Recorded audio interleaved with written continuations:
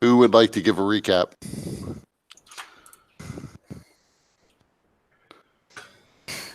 There's a whole lot of talking around the table, that's for sure. And then we went, got lost in the city for a moment before we went to the very obvious cathedral. Yep. Where Zarius scared a woman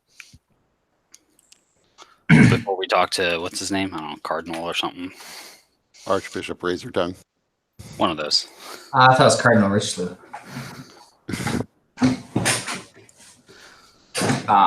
We're in Archbishop Razortongue. The reason we are going to see him is because we were told by Don Petronio that he is the most learned. T-Hole in particular was sickened by the lack of mention in the histories of the Empire.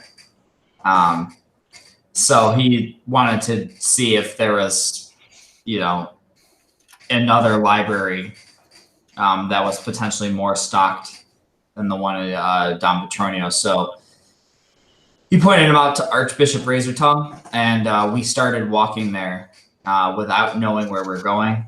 And then we eventually got there, where Zarius scared the one of the kind of attendants or clergy in training, clerics in training, and got us to him. He didn't have a whole lot of time to talk because typically, I guess you schedule meetings with nobility, and even though Don Petronio offered and insisted that we did that, we decided to just leave and kind of do our own meetings. I believe, in fact, that he said that the man was going to be coming over later. There was that too. So we didn't get a whole lot of information from him to help us out that I remember. Oh, and I got he did agree to get you. Sorry, he did agree to get you access to the university library. That is yes. And he provided some more information on what Lady Bérengère was suffering from, the Eastern fever, and how it was affecting the rest of the city a little bit more than it was the nobility of the city. Yeah. Okay. And then Zarius had Don Petronio, is that who we're with? Yep. Procure a whole lot of wheat note and some incense. Yes. An unreasonable amount. Yes, since it turns out 1 copper piece buys you a pound of wheat or oats, 25 gold pieces worth buys you quite a lot. 2,500 pounds worth. I was, it was that or I sacrifice a goat. So I didn't feel like having to clean up blood all over the place. So. Well, good luck getting all the stray oats out of your room. Well, I mean, they'll be pulling those out of the corners for you.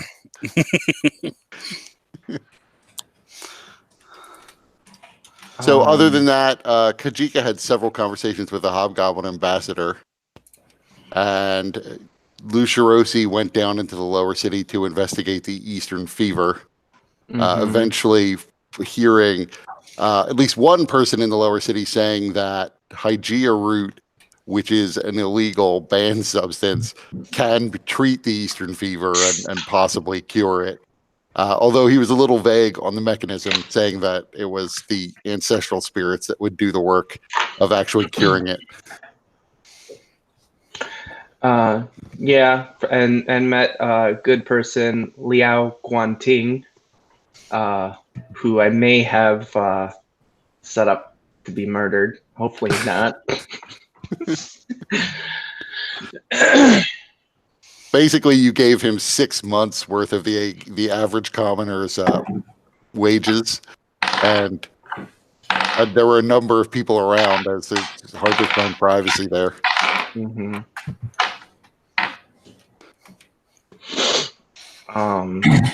So I'm sure he'll be fine. You did. You walked him to his daughter's home, so the whole family can share in being murdered. I did try to, intimidate those that were looking after. Although, who knows how effective that was. I should have shot out my wings. That would have been more effective. Hindsight's always 20/20. You could have showed everybody your big lion head. Yeah, I could have roared.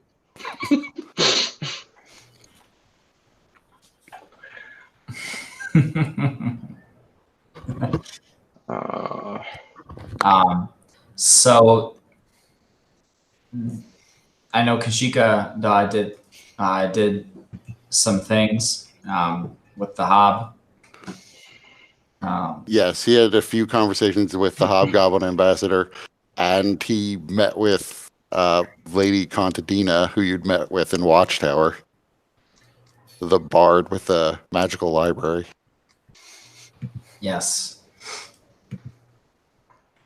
So you all wind up back at one point or other. It's later at night, and you're in Dom Petronio's palace again. You've essentially been fed. There are now, each of you seems to have someone, all either humans or dwarves, that are apparently just following you around.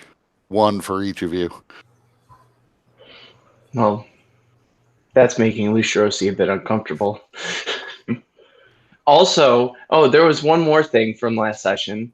The unique difficulty that Lucirosi is going to have since Salastri can't really leave his side. Oh, yes. That's right. It was discussed about making you some sort of lockable box. Yes. And letting someone else hold the key so that you didn't have to be parted from the weapon and go blind. Right. Would it be funny if it was like in a lead box, so it cut off the magic anyways? Oh God, I hope that wouldn't be the case.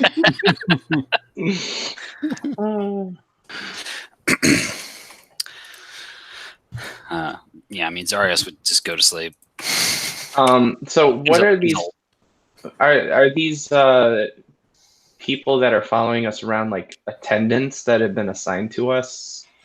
Yeah, if you ask them what they're doing, they've all basically been, they're not officially valets, but they've all been sort of temporarily upgraded to the status of your valet to serve whatever personal needs you may have. I see. So we're now all together after having eaten dinner. Yes. Is that okay? And so Lucirosi would look to everybody and say, so what has everybody found so far? Has anybody learned anything of interest? In the morning, I will. I've only found disappointment. Do you know how difficult it is to be an emperor that no one recognizes? To have a colored past, to be great, and yet you're just looked at as an old fool. Every time I open up a history book and I see no mention of me or my deeds or the person I once was,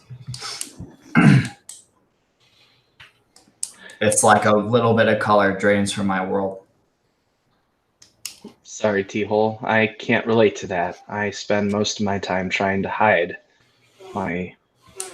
myself from the world. Yes, well, if you were a great emperor, maybe you'd understand. Why don't you write this book? I would, but who would read it? It's not the person who says they're great. It's the others who lift them up. Alas, without anybody to believe me,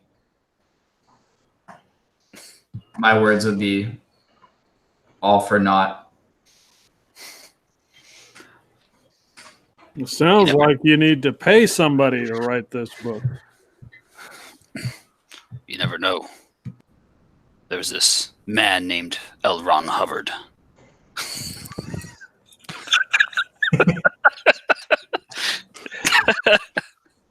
Is that Elrond half elven, Hubbard? I think I've seen him at the bar. Well,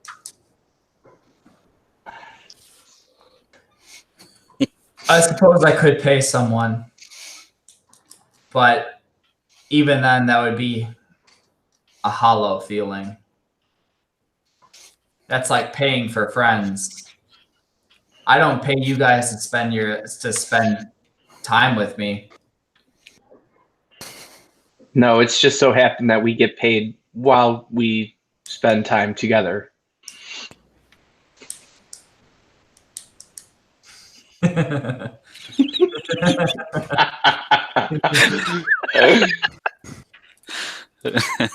Oh. Well, T-Hole, I'm sorry that you are having this existential crisis of sorts.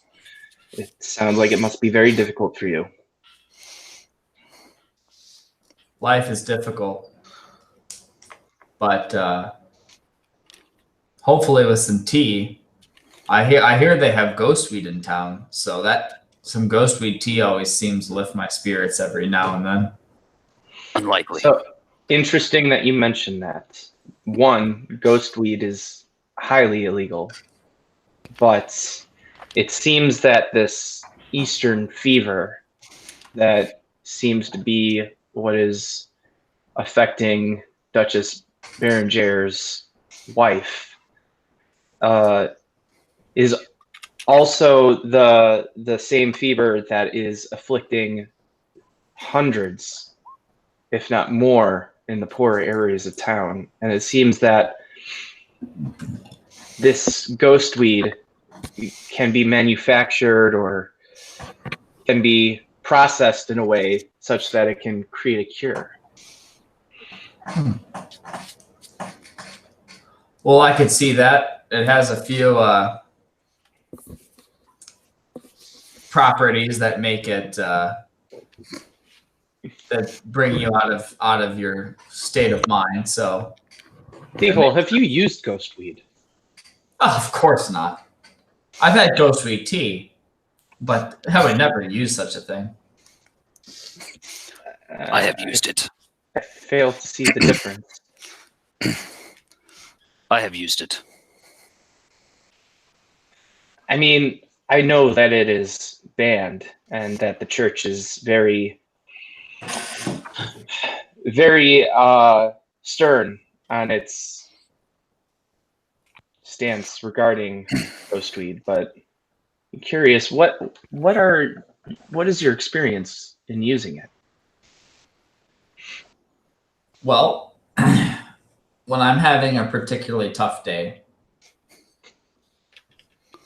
I like to brew myself a pot of hot water, and when I have my leaf, and I pour it in like your regular tea. But what happens is when the hot water hits ghostweed, there's a little puff of colorful smoke that comes out. And that's when you know you have a good batch. And then I sit back and sip it for a good 30 minutes. And then I usually fall asleep. But How do you procure it? Dreams. But how do you procure it? It's incredibly illegal and controlled. Through our guild.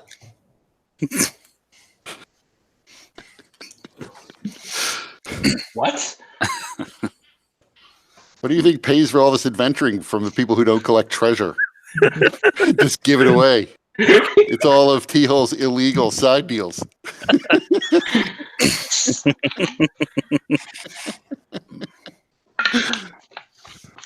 if you have an interest and you ask the guild masters, they tend to be able to procure some for you.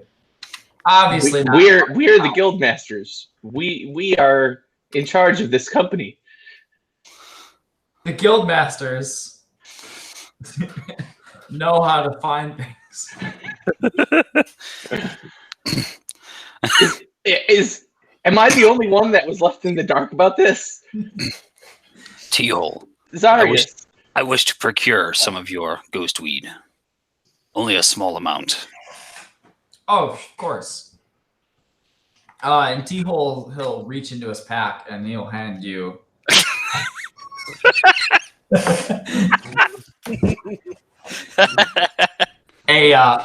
I'm a bit low myself. If you could pass some this way too.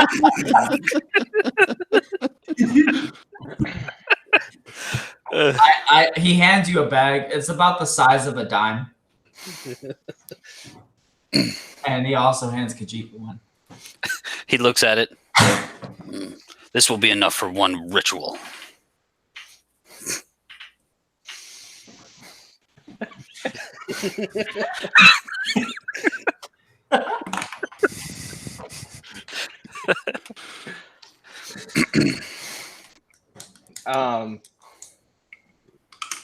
No, but is this? Do you seriously possess ghost weed?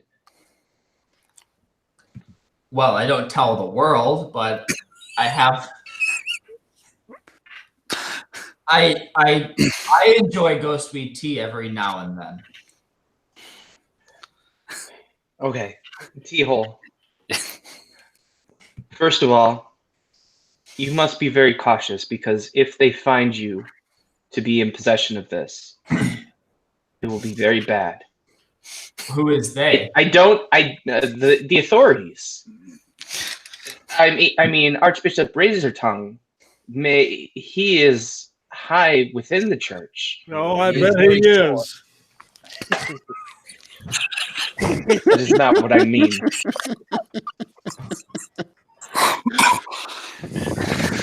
But if he were to discover this, his stance maybe is he seems a bit open-minded compared to others. But if he were to discover this, there's no telling what kind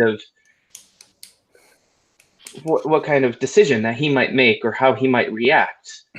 Is Archbishop Razortongue an authority within Montvert? Yes. Is he considered the authorities? Well, I mean, he's like, there's not exactly a formal police per se, but he's, on the Privy Council. So is the Privy Council, are they the ones who would make arrests? Not directly, but they could order people arrested. Okay. That's what I meant. If they could order arrests.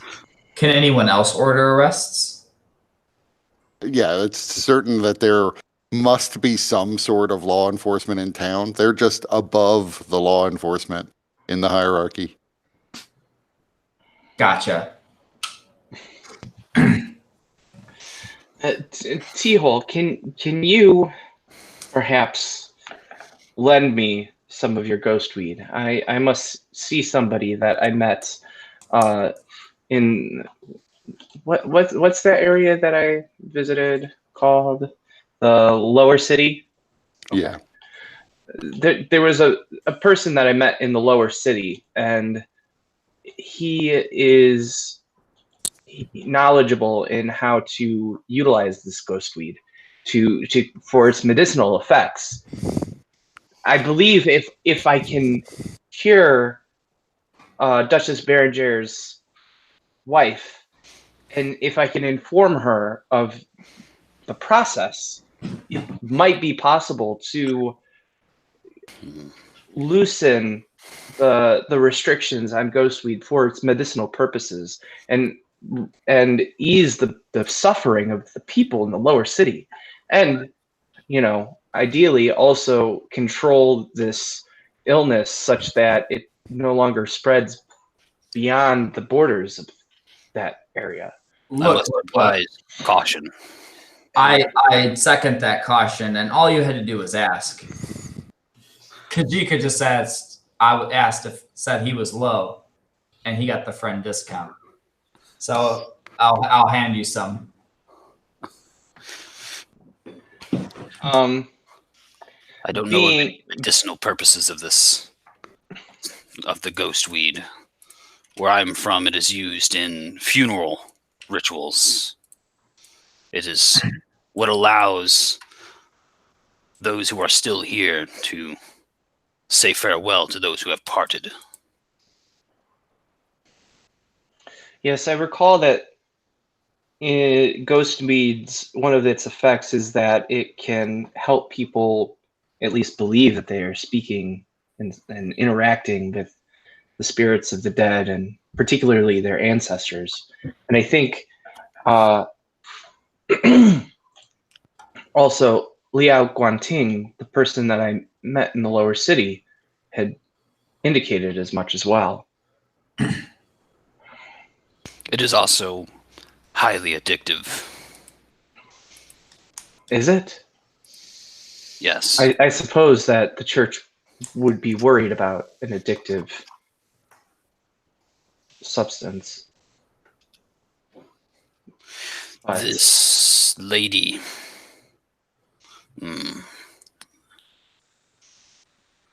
It is likely, if she has suffered from what was her condition again?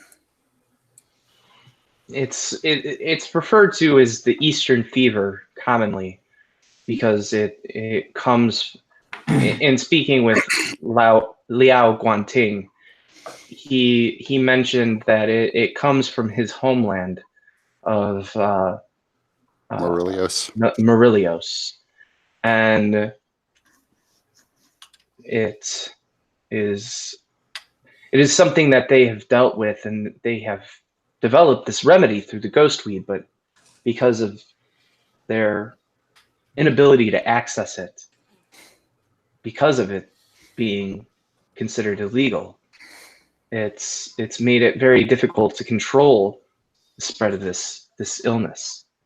Now, it does seem to be relegated mostly to the poorer areas, but clearly, if Duchess Bérengere's wife, somebody on the Privy Council, was able to contract this disease, then surely it must be spreading beyond that. And once again, I'm very disinterested in the politics of court, but I assume that must have some ability to sway the council's stance on the ghost weed.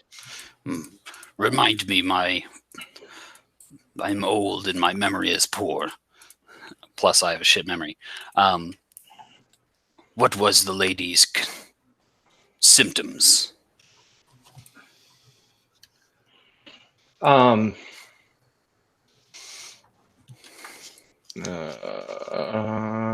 don't think it says directly in the notes.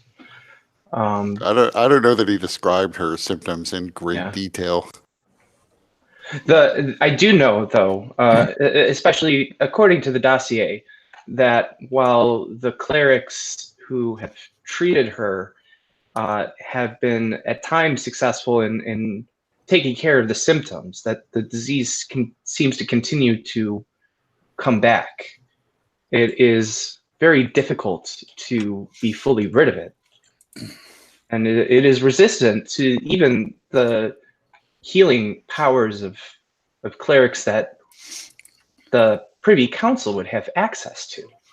So if this affliction is such that it is resistant to the learned ways of the church and their capacities as healers, surely this is something that must be seriously considered. Perhaps she is not sick. Not in the usual sense. Perhaps she is addicted. It affects one's mind. Constant use applies. I don't know that she uses it, though. There's no mention in the dossier of why would her it using it. That sounds like something that would not be in a dossier. unless they were openly dealing in such substances. I mean, granted, but we're talking about Duchess Bérengère. We're not talking about, Marchioness Strongjaw. I mean, how well do you know Duchess Bérengère? Do you know her well enough? I well don't, enough to but say that she is or is not this type of person. But this is irrelevant, because if she were utilizing the ghost weed, then it's possible that she wouldn't even have this illness to begin with. Or it is not an illness. It is an after effect. But why are you jumping to the conclusions that she is an addict? What are you talking about? Where did this line of thinking even start? I am talking about a person that seems to be a community elder telling me about his experience as in dealing with this illness and the ways that they have managed to overcome it and the obstacles that they are facing to deal with the illness. And if there's a way of treating it, not only could it get us leeway within the Privy Council to help sway Duchess Bérengère's favor so that we might pursue our matters with the Mansion Door, but it could also lead to us curing many people. Or we could just be supplying addicts. I do not believe that. Perhaps that is the exact reason why it is not on this dossier. Others think like you. I don't understand where you're jumping to these conclusions. This is the nature of the weed. What are you saying that this is? What facts are you using to base your conclusion that these people that I'm speaking of and are addicts? Those who use it too often become addicted. If you are cut off from your supply, you have mental deterioration. It affects you. But there's nothing stating a mental affliction with Duchess Bérengère's wife. It is one that is physical, that the clerics have had difficulty treating.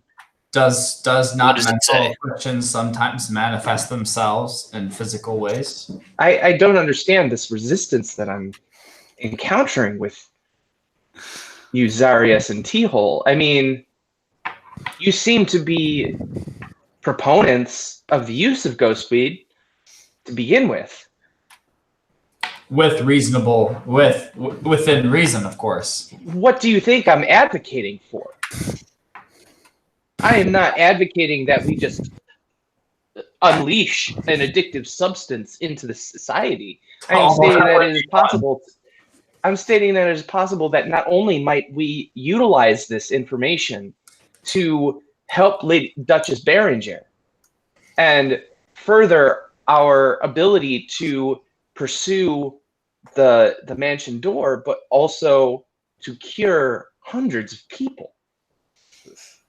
I think it's a good idea. I just think we should be wary. Of what?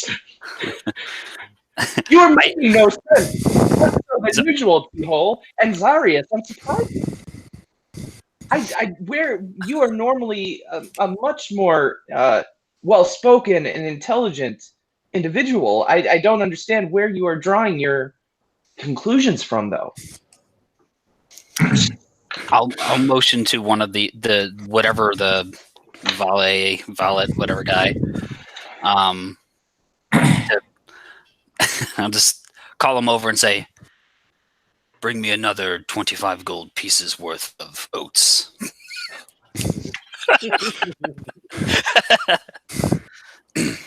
Wait! Is this one of those times where you guys are messing with me? I do not know what you mean. Yes, just a little bit. You hear a low growl begin to manifest in Lucerosi's throat. T-Hole's just kind of like. I was like, you'll be fine. I agree. We should bring it and see if we can find out more with Duchess Bérengère. I think there's no harm in it. But if you attract unwanted attention, and word gets out that you are supplying or that you give out ghost weed to people, that may have negative negative connotations. The people that I have seen in the lower city, there were not many guards or people that were enforcing any kind of laws. Mostly they seem to govern themselves and live their lives as best they can. I don't think that there would be any risk in me providing the Liao Guanting with the ghost weed and trying to learn from him the way that it is processed for its medicinal purposes. I remember when I was an emperor. Still am an emperor. But I remember when one of the ways that I tried to keep a pulse on my empire was I would employ those who were in a lower position to provide me information, not directly, but to my various emissaries and such. It could be possible that others have similar great ideas. So just because there may not be guards does not necessarily mean that word and deeds that go on do not get around. T-Hole, what's your stance on ghost weed? T-Hole approves for it. That's why you'll make a great emperor. T-Hole 2020. So T-Hole, are you saying that I was being watched down in the lower city? I'm saying it's very possible that you were being watched. And I have nothing to hide, so I let those that watch me watch me. What care should I have, especially if my motivations are pure and my intentions with the utmost purity? If those who are watching you do not have such, what's the word? Virtues, they could use this against you. Well, in those situations, I trust in the light of Asheros and the strength of my arm.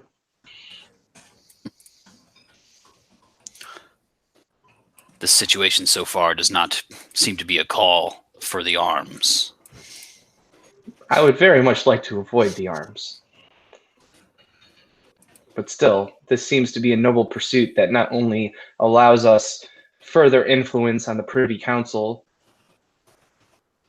to... Oh, I thought it was frozen for a second there. Wait, is Tony frozen? oh, Tony may be frozen. Oh. Tony is Okay. frozen. I was seeing Tony and I saw him just freeze, and I'm like... But yeah, this is an endeavor that will not only grant us favor within the Privy Council towards our endeavors, but can also help many others. I think that this is Asheros' light shining down upon us, lighting our path towards our endeavor. If they were a part of my clan, we would leave them out on a mountain to rot. They're better off dead. Well, thank Asheros that we are not in your civilization or with your clan. Yes, and I have something to add to our information that we've gathered. I went and spoke to the hobgoblin ambassador. He told me that my clan is being disbanded. They got attacked by the demons and giants. We've been told they're now with the elven capital. Your So- clan? Yes, and many of the other Goliaths. And they've been Hell- fighting with the elves against the giants and the demons. Well, Helweir, I know that we have not seen eye to eye, but you have my sympathies. It is terrible to learn that your people have been fighting and suffering against the demons and the giants. And trapped with the elves, no less. Yes. That's a grim fate. It does seem poetic, not to rub salt into the wound, Helweir, but that those that seem to be helping your people in their time of need are the very people that you've sought to murder and claim their ears. Yes, I have thought about this. It is quite humorous, but Humorous is not the word that I would use. Perhaps elf ears are more potent when there's blood coursing through them. no, they are still weak, fragile little fairies. But anywho, we have to. I love thinking Anywho. giant Helweir going, anywho. Anywho.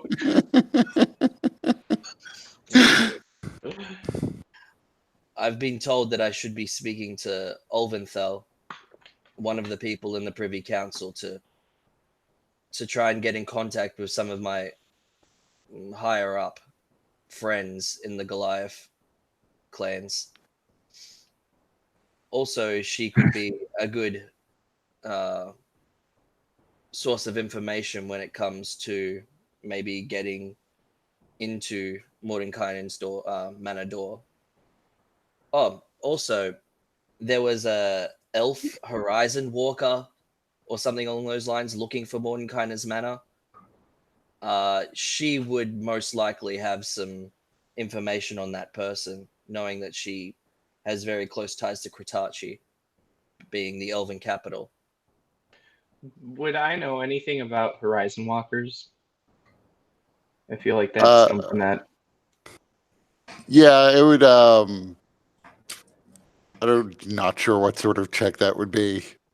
I mean, I would say you are vaguely aware of the term as a sort of kind of plainer investigator, Okay. but mostly from stories. You've certainly probably never met one, or if you didn't know it. Horizon Walkers. I thought they were just myths. Not what I've been told. Huh. Well, that certainly is interesting. But I agree. It would be wise for us to seek counsel with this individual in order to get more information that we might at least give you knowledge and peace of mind with your clanmates. And if we can find ways of helping, then surely we can do that. What's this council member you're supposed to talk to? His name? Ulventhal. I think she's the older lady in the council. We were probably No, told she's the elven ambassador.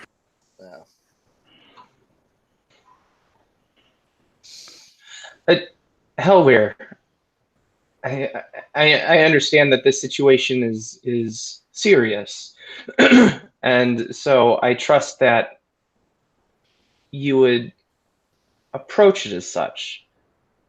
But I must ask, do you feel capable of speaking with this person in a civilized manner? We'll have to see. Because if not, I would recommend having somebody speak on your behalf to limit the possibilities of your anger and impulsivity getting the better of you. Do we know the root of Hellweir's hatred for elves? Have we ever asked? That's up to him. Yeah, Elven slavers sort of fucked around with his clan before he left.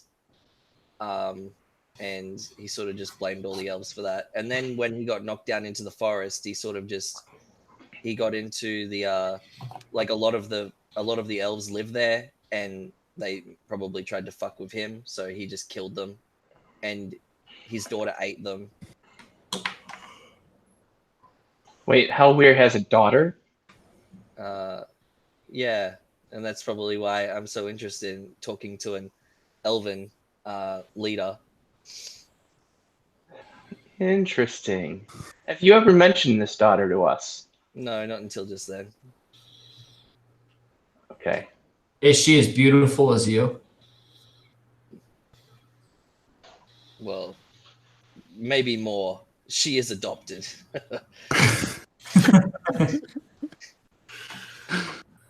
I am... Hellweir, you've made me speechless. I don't even know what to say. Well, we appreciate it, Hellweir.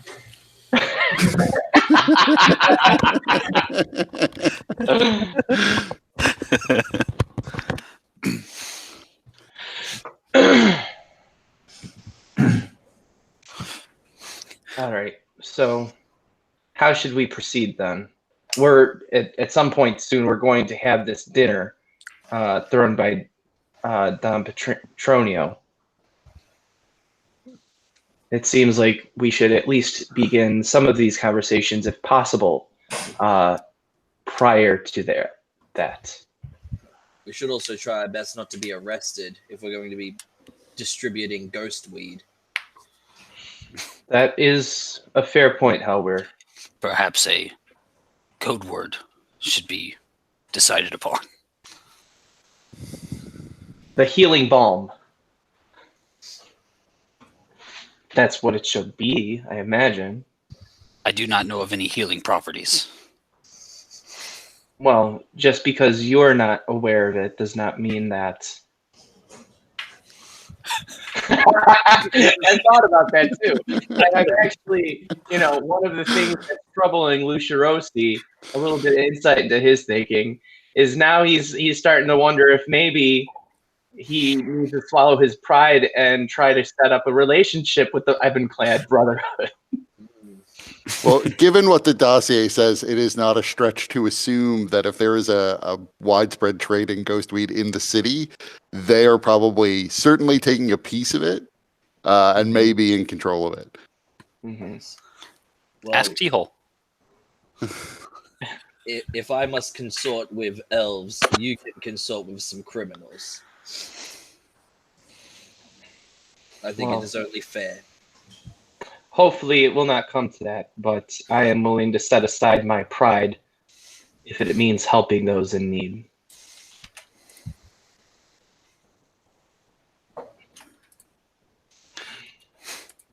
It is late. Everyone go to sleep.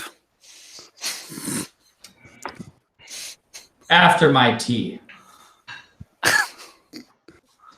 All this talking has gotten me into a rough state. So can I do some kind of check, or do I know if what T-Hole handed me is in fact actual ghost weed? I could verify that it is. You could do probably nature check or medicine check. Oh God, I think I am proficient in medicine. I hope so, at least. Medicine, yes. Phew. Yeah, you're pretty sure it's the right stuff. Okay. You don't know what he cut it with.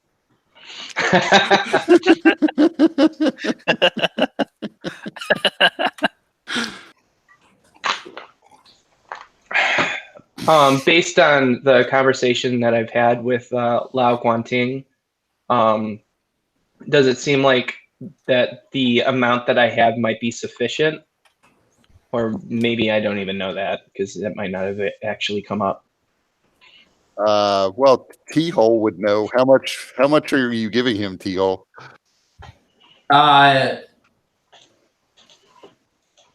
What is the unit of measurement in this? I mean, usually because it's smokable, it's usually like about half an ounce. Okay, that's probably about what I gave him, and Kajika and Zarius. T-Hole, how did you get past the guards going into the city with this? They never bothered to stop a crazy old man. I suspect those are the ones they stop most often. You would be surprised. I also have something else for you. And I reach into my pack and I hand him a folded in half magazine.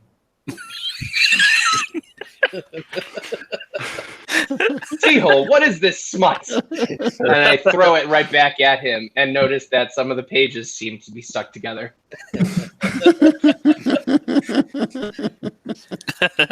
Oh, sorry, that was the used one. I thought you would enjoy it. I see I'll have to talk about this later.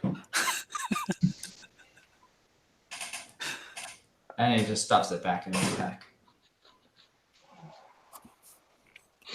Unlike you, I have control over my impulses, and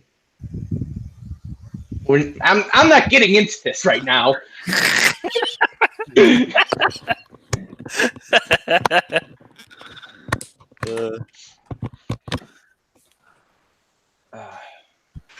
Yes, it has been a long and trying day. I agree with Sarius. It might be best to get some rest now.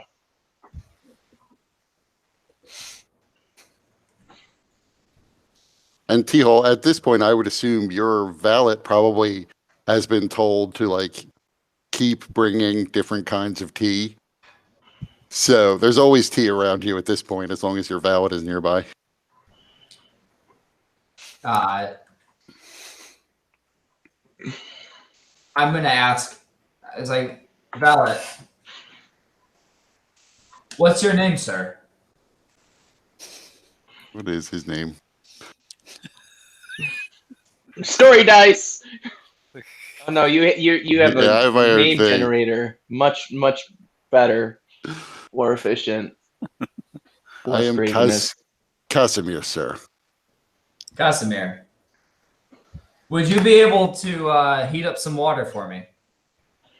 Of course, sir. Thank you. A pot, sir? Yes. A pot would be lovely. And that is all I shall require. I will return in a few moments. And he walks off.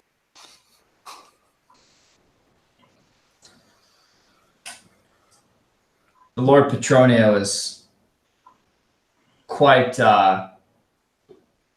kind and generous to have us housed in his estate.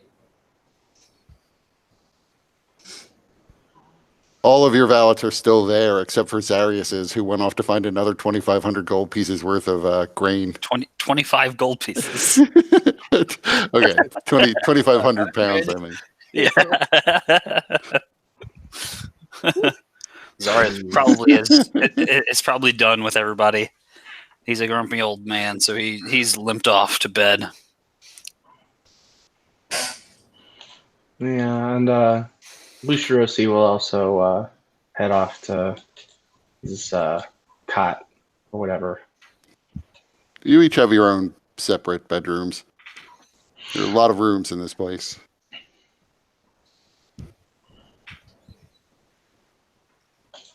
I would approach Kajika and I'd be like, that Hoblin ambassador has quite an interest in you.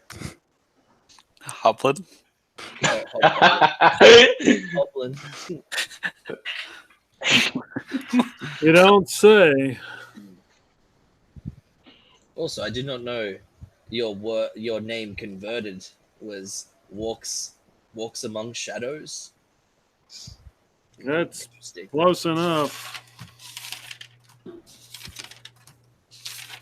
Any case. Walks without sound. There you go. Well, it's best to keep your eyes on him. Trust me, they're wide open around here. I just give you the hellway grunt and walk away.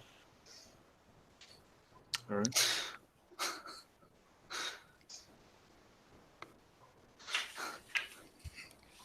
So in a few minutes, Casimir returns with your pot of water. He didn't have to boil it from scratch, as he's aware that he may need to have tea at any moment.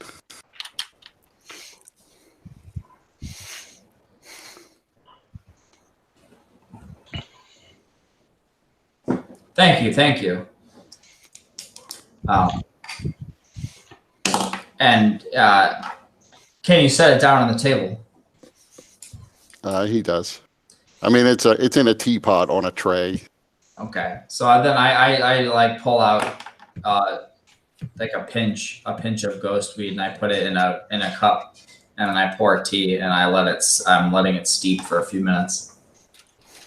So letting it steep, the pungent odor of the ghost weed rises up, which you've smelled before. Tea isn't the way most people take it because it's not the best smelling thing in the world. So mixing it with water, it's pretty bitter. But there is, sugar and other things you might put in tea nearby.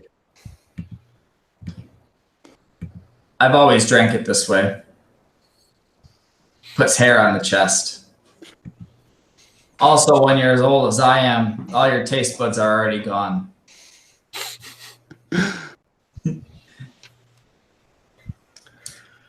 So then I'll just begin sipping it. And just like kind of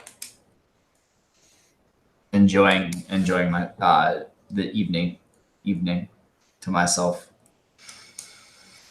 So as you drink it, are you trying to call a spirit of anyone in particular?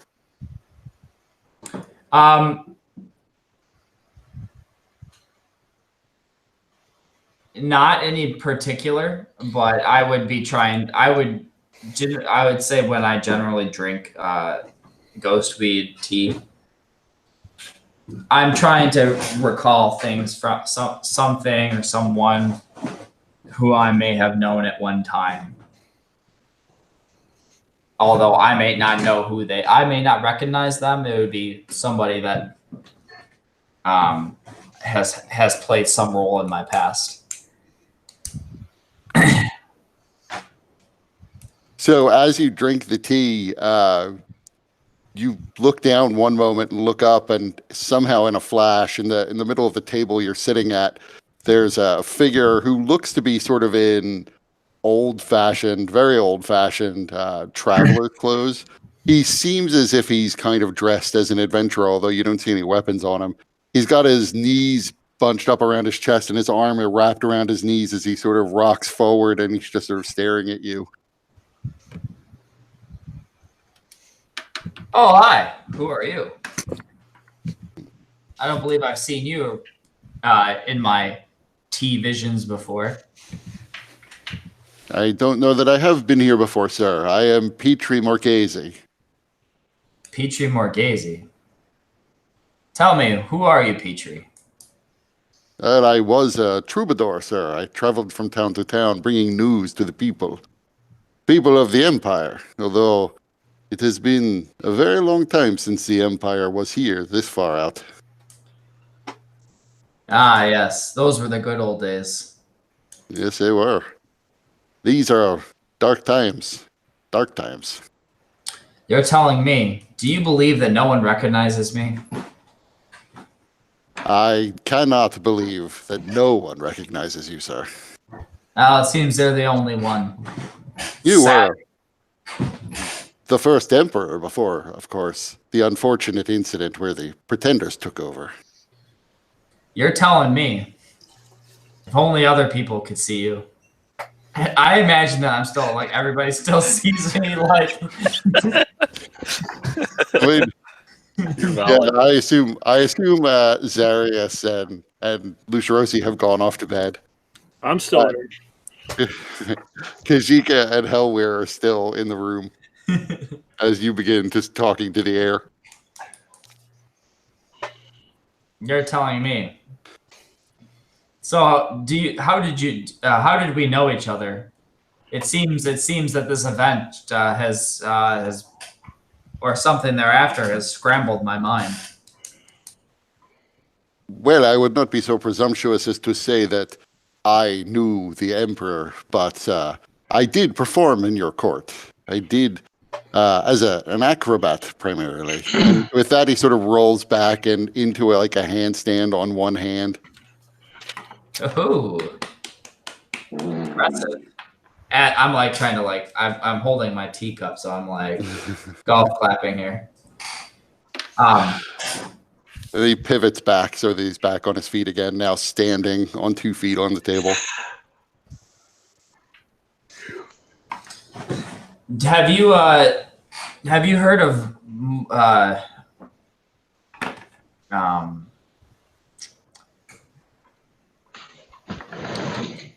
let's see, would this person know? Have you heard of a Regia Veilsworn? Somewhat, sir. She was a bit after my own death, I'm afraid. Ah.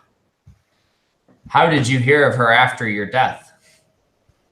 Well, many of us, while certain people go on to their afterlife, others of us decide to hang around, to stay in the world and observe what is going on with our family, with our loved ones.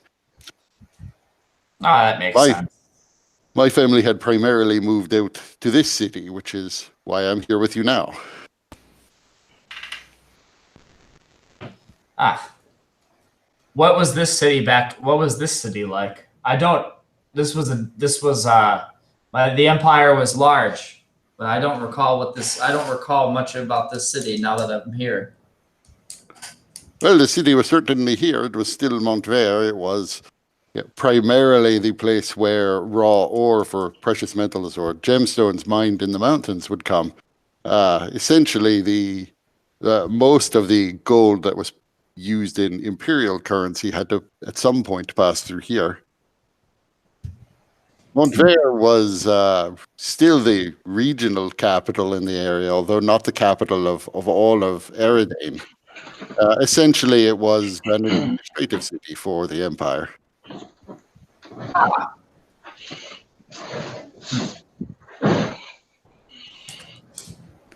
How is it that, if I may be presumptuous, that an emperor comes to be an adventurer in a small city like Montvert? Well, that's a good question. I've been wandering for a long time. My memory is not what it used to be. And after the British took over, something happened, of which I don't recall the exact details. But when one lives to be so long, the years grow short, and all the details blur together. So, in order to I'm still trying to find a way back in to prove to these whippersnappers that I am indeed the emperor. But when everybody that would have vouched for you is dead and long dead, and there's no mention of a history of you in any history books, it's hard to have any concrete proof that you are who you say you are. Is that why you have become more of an adventurer? Hoping to find the long-lost relics that might prove that you were in charge of the entire world. Yes, that would be great. If only I could remember what those relics might be, or what might be the final key, or the keystone for unlocking that potential. Well, it is unfortunate that the Empire fell, as, well, frankly, people were forgetting their history even when the Empire was still in control of this region. But now, few people can even read. My own family has fallen on fairly hard times. I don't believe a single one of my living descendants can read. Read any language or the good old Ataran? Any language. Ah, Itaran is actually sort of, it predates the Empire, but it was more of a specialized language among wizards in a certain order. gotcha. Imperial is basically Latin, the like high imperial language. Gotcha. Oh. Well, do you have any, would you happen to know, I could really use a troop of troubadours, just as you were back then. Do you happen to have anybody that I could that might be able to help me out? No one among the living, I'm afraid. My old troop disbanded before I moved out here, so I don't know. I assume most of them have moved on to the afterlife. Well, they're much harder to commune with. And you can see his image begins to fade and he vanishes. Go ahead and make me a Constitution save. You got it. Hold on a sec. Let me pull her up. Save.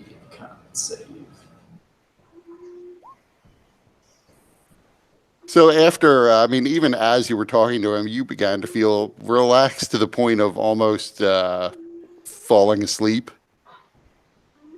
But you don't quite doze off, but you are pretty tired.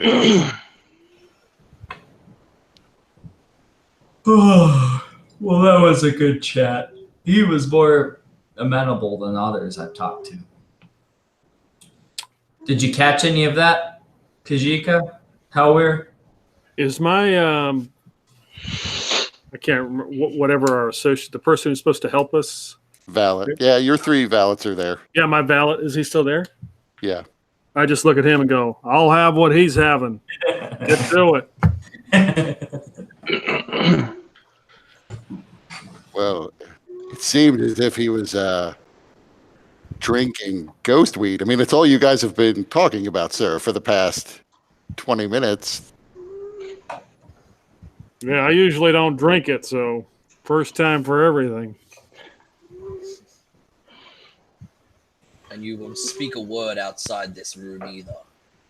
Of course not, sir.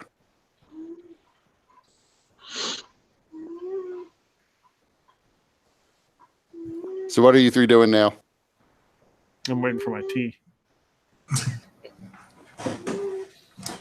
T-Hole's is kind of he's feeling loose and tired, and he's probably about at the point of dozing off. Right there at the table, I imagine. Yeah. Talking with the troubadour took a lot out of him. I have this image in my mind that as T-Hole just like leans back in his chair and goes to sleep, there's some magic that just instantly pulls his clothes off.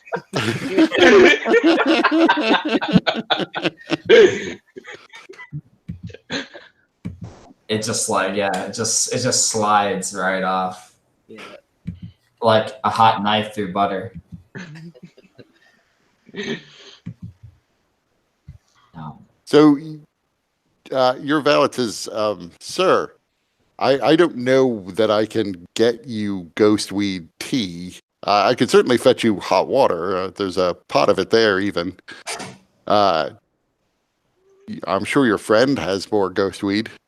Well, he gave me some. So he goes and immediately fetches a cup of hot water. pouring it from the pot of hot water that was brought in for T-hole. Okay. All right. Down the hatch. And are you trying to recall any particular person? They have to be living or dead. Does it matter? They have to be dead, so far as you know. Okay.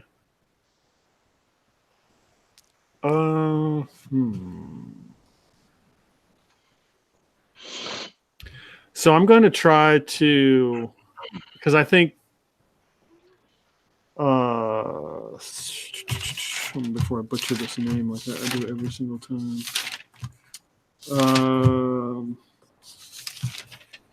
Set a Mama Dodi. I think that'd probably be too much to ask. So I'm going to try to recall somebody from the Darkwood War that I knew that did not return. Okay, that's fine. So, as you drink it, you see across the table from you, sitting down, another hobgoblin, red-skinned like you, dark black hair pulled back into a kind of small bun.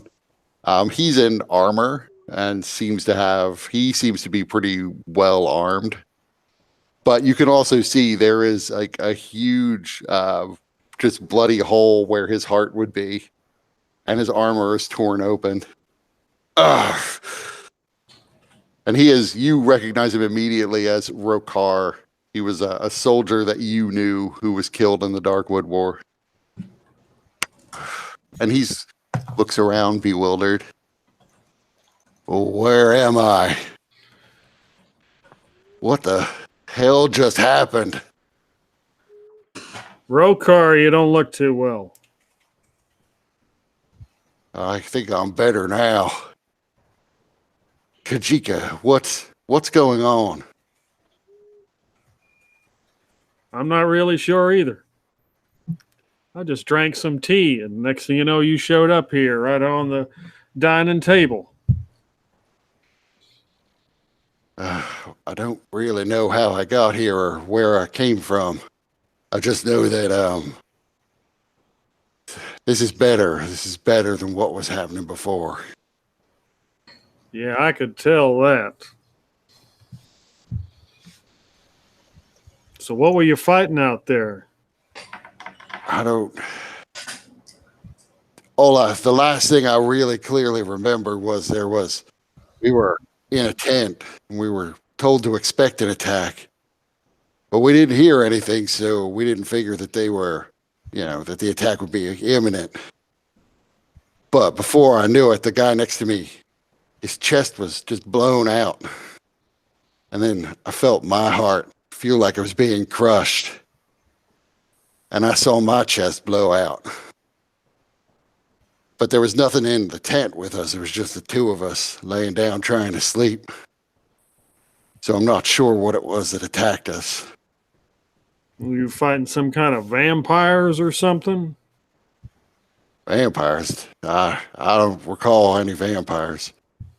There was a bit of a strange howling wind that picked up, but no sound of anything like troops. Must have been some kind of magic, I expect. I'm very cold for some reason. Why is it so cold in here? Well, I think the fire is starting to die down. Probably also could be your current state, which is more of a spirit than anything. Spirit? What do you mean? That means what I just said. You're pretty much a spirit. He looks down. What happened to me? What happened to me? Well, you assumed room temperature at some point in time. I assume it was from that big hole in your chest. Kajika, how did I get here? I'll tell you, this tea is pretty amazing. I remember it's so cold. I remember being terrified of something. Not, but I think it was after.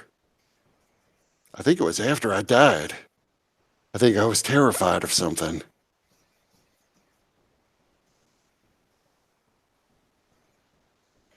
Well, at least I'm here now. You say I'm a spirit, and he's like he passes his hand like through the table. Well, that kind of confirms it. So you don't recall any kind of vampires or strange things you were fighting? Like I said, I don't remember fighting anything. We were trying to sleep, and then I guess we were dead. I don't even remember pain really. I just remember some horror seeing the other guy die, and then looking down and seeing my own chest explode. You need to keep me here. I can't go back. What can you do to keep me here? I'll put a word in for you. I can feel myself fading. What can you tell me? You said so you drank some tea and that kept me here? You need to get more of that tea. I can feel myself fading. You got to get more of that tea. I can't go back. Yeah, it also takes the edge off too. You'll probably benefit from that. He gets up and draws a sword and starts marching towards you. You start pouring more of that tea. I'm not going back. I can't think of the ambassador's name right now. Chapacuis.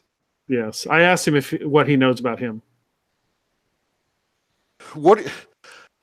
Who cares about him? I can't. Do you understand what happens? And he lunges at you with the sword.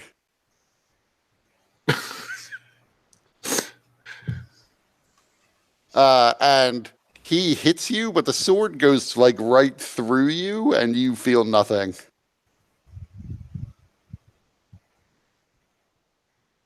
And he just looks horrified as he realizes he's swinging his sword around and it can't affect you.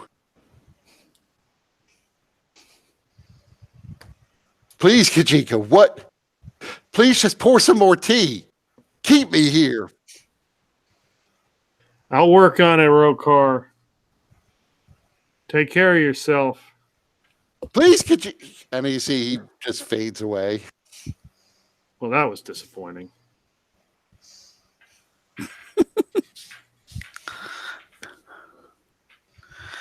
So I look over at T-Hole. What did you cut this with exactly? I don't remember. War buddy. And you can give me a Constitution save as well.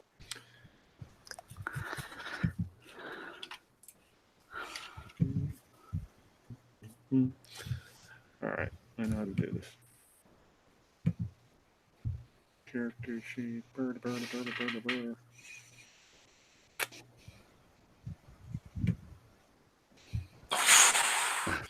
So you barely get the sentence, what did you cut this with out? And you are just asleep. You are snoring away at the table, sliding off your chair under it. Okay.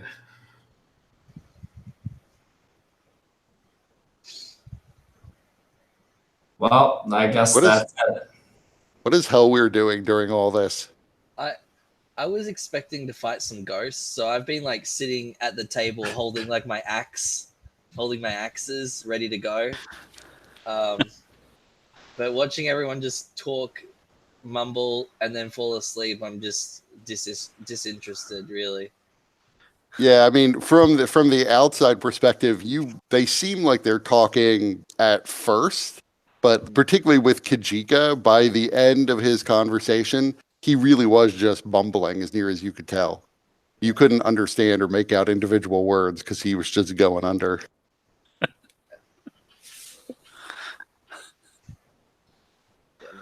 I was just disinterested. I would then escort them to bed or at least fucking throw them in their room.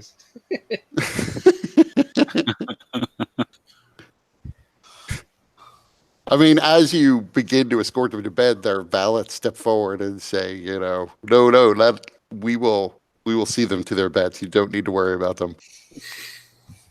I don't trust you yet. I just walk with Kajika over my shoulder, and I've just got what's the name by the T-hole. top of the shirt? Yeah, T-hole by the top of the shirt, just walking in. What shirt? Oh yeah. It's by the old, the gray chest hairs of the old man. Yeah. At least you could wrap me around the waist if you're gonna take me to bed.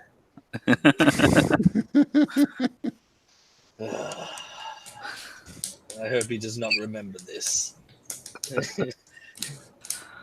And I just throw you both into your rooms. So the valets take that as their cue that they're dismissed for the night, and they let you carry off these two. Yep. I assume that T-hole makes it to his bed at some point. Kajika is just sort of tossed in a lump on the floor of his room. Yeah. Half on the carpet, half on the marble floor.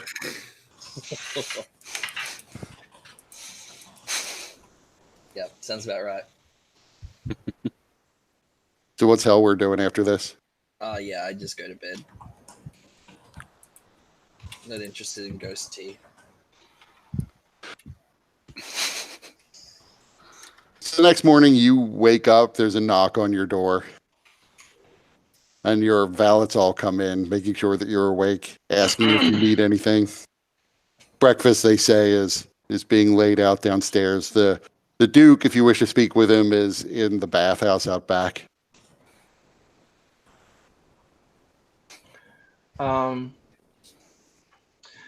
So during breakfast, Lucirosi's kind of in a hurry to get something down and says, "All right, we'll meet you guys a bit later. I'm going to go to the lower city to see about this making this ghost weed into a medicine."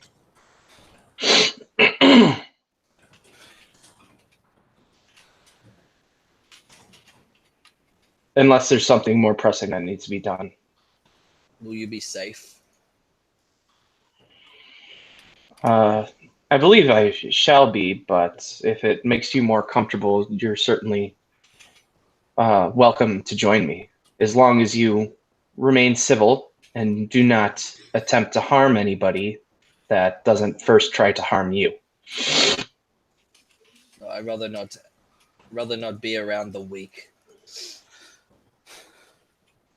I suspected you'd say as much. It was almost an instant of care, though, Hellweir.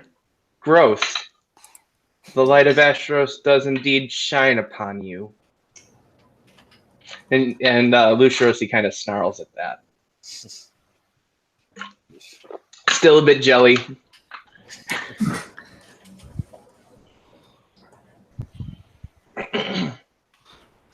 So what's everyone else doing while he goes down to the lower city? I'm making my sacrifices. I sent you an email with the third question.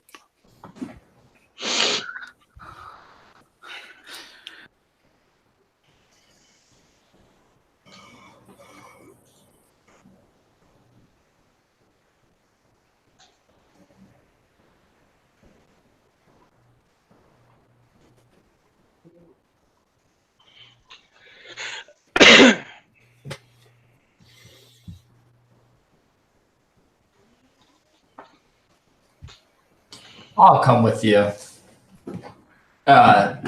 Lucirosi. I could get out for a stroll, see how the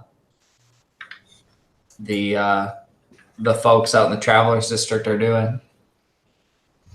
Who knows? You might meet somebody aware of who you are, or at least heard your tales. That's possible. I look for love in a lot of places, but the Traveler District isn't usually one of them. But you never know.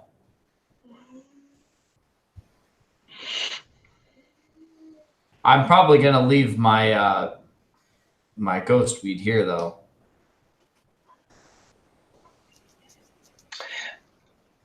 I would ask that you bring it. I can reimburse you for the cost if need be.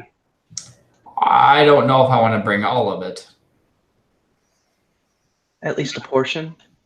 I gave some to you, did I not? Yes, but that I'm not- not sure. I'm not sure how much is really needed for the medicinal purposes. T-Hole's he's just kind of like narrowing his eyes just a little bit. All right, I'll bring a little bit, but the stuff doesn't grow on trees. It grows in bushes. Thank you, T-Hole, for your noble sacrifice.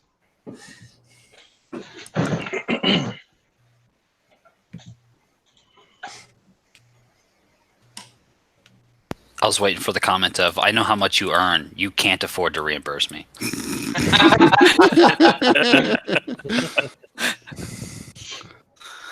You know, it was an unspoken thing.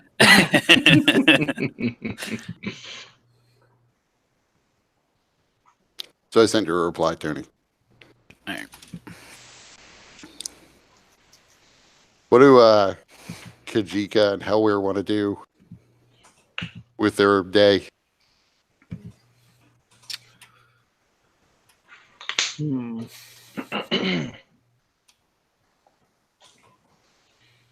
So when is our first meeting or party or? Yeah, when's our dinner party? Yeah, I was gonna go ask if Don Petronio knows if Olventhiel will be coming, and if not, well, I can meet up with her and invite her or whatever. Well, it hasn't. He wants to hold the first dinner in your honor, but it hasn't been scheduled yet. As at the moment, it's not widely known that you're in town. From what he said, you could sort of guess that it's probably beginning to be known at this point. But at the a lot of the people involved haven't been told yet, and he didn't want to sort of throw you into the mix before you were ready. So he's still sort of waiting to get the official go-ahead. I mean, you would gather from what he said that he can invite anyone you want, but he was certainly intending on inviting the people who were named in the dossier. Okay. Perhaps we should, before we head out, perhaps we should just get this dinner over with tonight. I think that it would be better to at least have at least some kind of brief private audience with Duchess Bérengère and for Hellweir to be able to speak with Olventhal. We could do that today and still have the dinner tonight. Must we? Did we get set up with clothes for this dinner, or was that something we needed to do, or what? He brought in Taylor to make suits of clothes for you. They're not done yet, but they should be done, in a day or two. Okay. I suppose He certainly hasn't come back on this put Solastri in a box plan yet. As there were legal problems he was working through. So like half an hour later than normal, Zarius finally walks in. I have communed. I have Sorry, go on. written down what I recall from the responses for my commune. Give me 1 second and I shall send them to everybody. I shall commune my communal. Do you not wish to relay them? I hope the ghost weed was more productive than it was for me. I did not use that. Kajika, did you partake? Of course I did.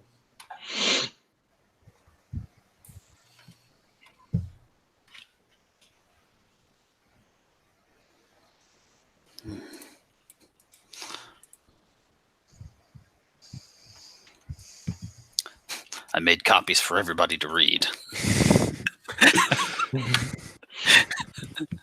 Oh boy.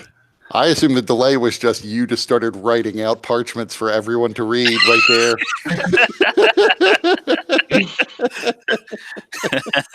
Can you read shorthand?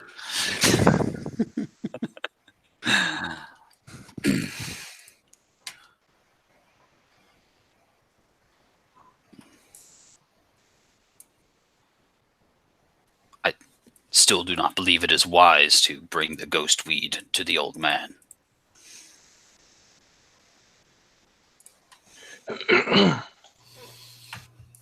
And why is that? It is apparent in my third question. I see that, but there are many medicines that require multiple applications before the illness is dealt with. It's not uncommon. For example, I mean, your mending of Daggerface required multiple applications of the salve and the bandages, did it not? It was not a simple matter of a single dose. I would not say that what has been done with him was a cure for a time, but a treatment. This is no indication of a treatment, but of one time. The words of Partial. the words of this answer, though, are vague. It doesn't, and also, who is to say that what the individual, the entity that you're communing with, who is to say that what they mean is that, you know, the likelihood of getting reinfected may occur, which would then require additional attention and treatments. I mean, there are many ways to read this, Zarius. If you wish to get everyone addicted to this substance, then be my guest. I have given my warning. And I'm not seeking to addict people, nor am I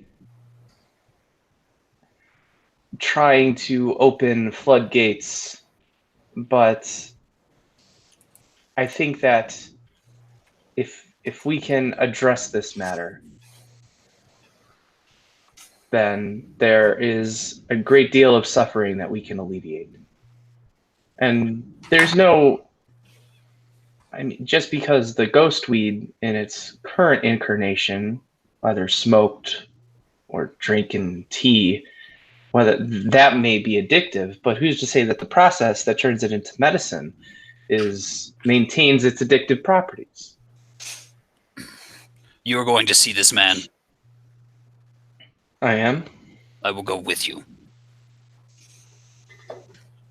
Certainly. I will check his method to see if it is valid. I would certainly welcome that. You are certainly a more gifted healer than I. Perhaps there is some knowledge or some questions that you might be able to elucidate more clearly what direction we should take with this.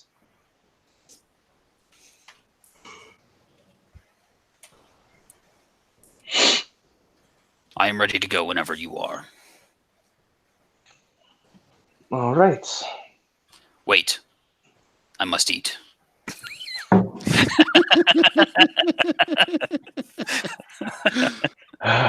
Of course, Zarius. So I really imagined this sacrifice meant I had a window open, and I was slowly just picking some up, and had a fire like kind of like safely put in the windowsill, and I was blowing the smoke out. I mean, pretty much every bedroom has a fireplace, so you could burn it in the fireplace. That'll work. That's much safer. Wasn't sure if you were just looking for a place to burn it or looking for a place where everyone could look up and watch you burning the food supply. That would be funnier. If I could safely do that, that would be funny. But probably in a fireplace.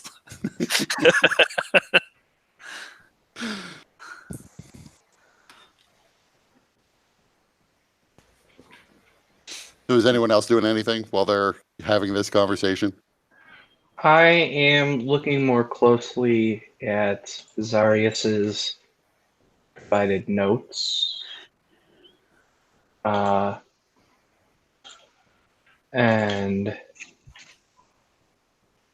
we'll know more in 1 second.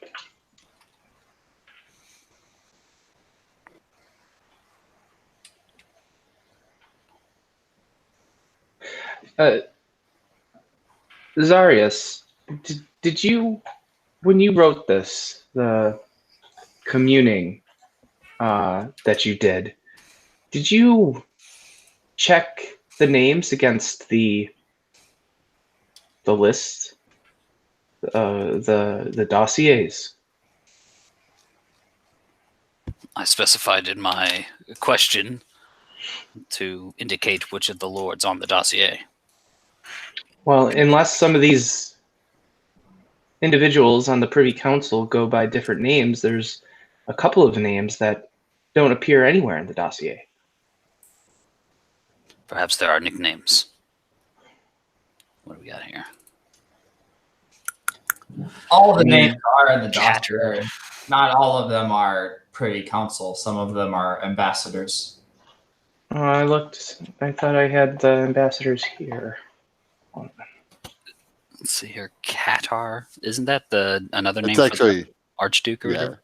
That should have been Cotter. Cotter, yeah. Typo on my part. That's the Archbishop, Razor Tongue. Okay, because I have it in a document. I just did a control find. Yeah. And, I don't think Eustace is in there though.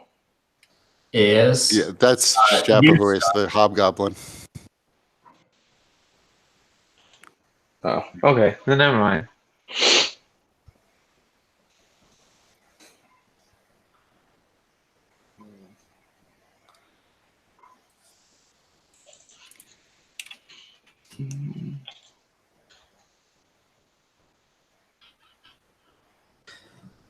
So then we're all going to head to the Travelers District.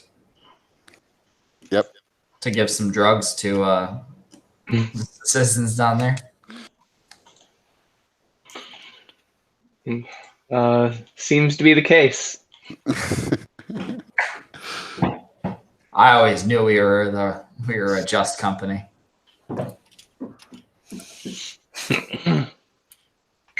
Well, excuse me. I need to go get my tater tots. Priorities. That should be your code word. Hey man, you bring the tater tots?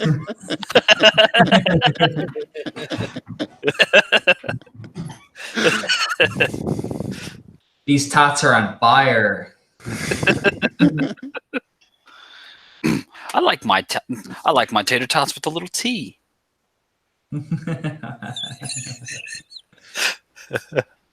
So Helwer, did you want to set up a private meeting with Olventhal?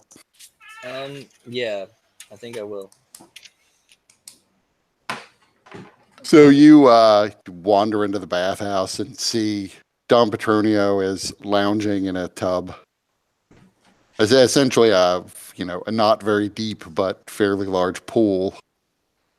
The steam is rising off the water. Don, what would I have to do in order to get counsel with Olventhal? Well, if she's available, I can set up a meeting. When would you like to meet with her? As soon as possible. Okay, well, that's certainly open enough. Sometimes, I mean, I can't speak to what her schedule will be, but I can send a messenger over and let her know that an important guest would like to meet with her, and on in a somewhat subtle way, let her know that it's important and that she should do her best to clear her schedule. Yes. What information do you have on her? I've been told that you have spies. I wouldn't. I suppose informally, some people might say there are spies. More, I would say there is a network of rumors. It's not as if I employ anyone in her household specifically. Right. Do you know if the hobgoblins and the Kritachi elves are in alliance? Well, that is a matter of a lot of speculation and rumor. Certainly, Olventhal and the Hobgoblin ambassador meet a lot, and they are, although once distant and rarely interacted, they are fast friends now, at least by all outward appearances. So the rumor that arose from that is that perhaps there's been some thawing of the relation between their two nations. What that might mean for us, obviously, people fear the worst. They would be strong. Well, they seem to also be interested in Mordenkainen's matter.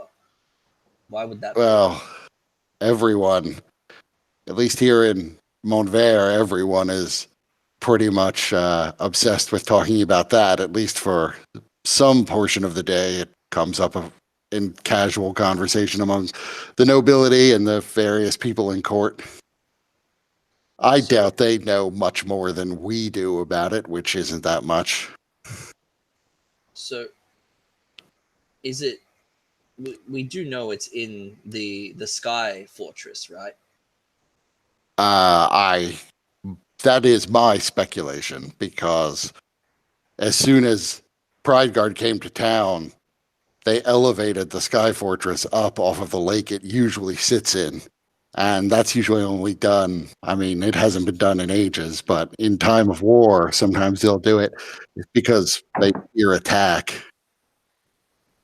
Since there's no threat of attack at the moment, at least none that I'm aware of, I assume that that is where they decided to stash the section of wall and doorway that was brought back. Would the king be privy to this information? Oh, there's no doubt at all that he would know it. And there's no rumors of the door leaking out. If anything, the problem is there's too many rumors of the door leaking out. There's a concern among some that, the wrong people will tell the wrong people, and word of the door will reach the general public. They can be easily frightened by talk of magic doorways. Interesting. Well, in any case, what were you going to say? I was going to say that there's also no doubt that Cinderhelm, the Lord Protector, knows where it is. Yes. Yeah. Maybe a meeting that we need to do as well. He will be invited to the dinner, yes? Yes, I'll extend an invitation to everyone on the dossier, along with a few more people. But anyone you wanted to speak with could be there. I doubt that some or all of them will show up to any one event. In particular, I assume Duchess Bérengère will not show up, given that she's been in seclusion for some time. Countess Mia, harder to say whether or not she would come. Very well. Well, this will be my first time meeting with some sort of higher up other than T-Hole, of course. So I need to be, I'm not sure what to wear. Well, for an informal meeting like this, I believe you could probably wear what you're wearing now, your normal traveling clothes. You might be the most underdressed person in her court when you meet with her, but there's no specific etiquette saying that you must dress up to meet with someone of her station. When you go to the dinner, you'll need something better than that. I mean, it's illegal to carry arms in court, but you won't be meeting with her in court. You'll be meeting with her in the Elven Embassy, I assume. They may want to collect your weapons when you pass through the gates, given they would if I went, I would say. Not that I generally carry weapons, but given the state of relations between us and the elves, they're always a little nervous about letting people with weapons on them walk up to their ambassador. That will be up to her and them, though. I don't know what they will do. Well, I think I might have one of these buffs. I do stink. And I'd start stripping. And is there other baths other than his one? There are various other baths. His is sort of the largest of them. They seem to be in sort of separate alcoves, but they're all, sort of the size of small pools more than they are like bathtub size. All right, cool. Yeah, I'd just set up in one of them.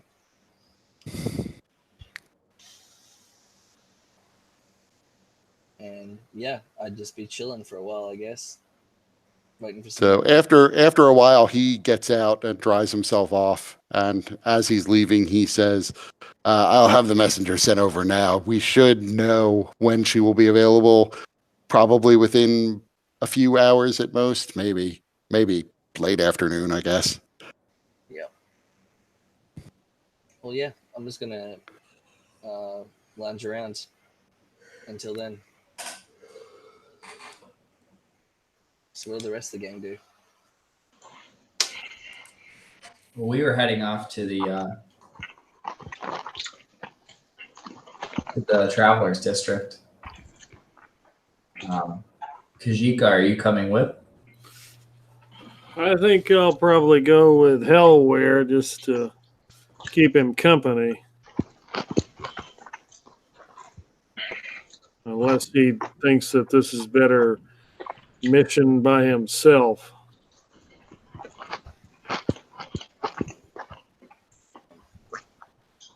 No, I'll be okay with Kachika coming with, especially if there is some sort of rumor that there's like a hobgoblin alliance. Like that seems like a good idea to bring a hobgoblin with me.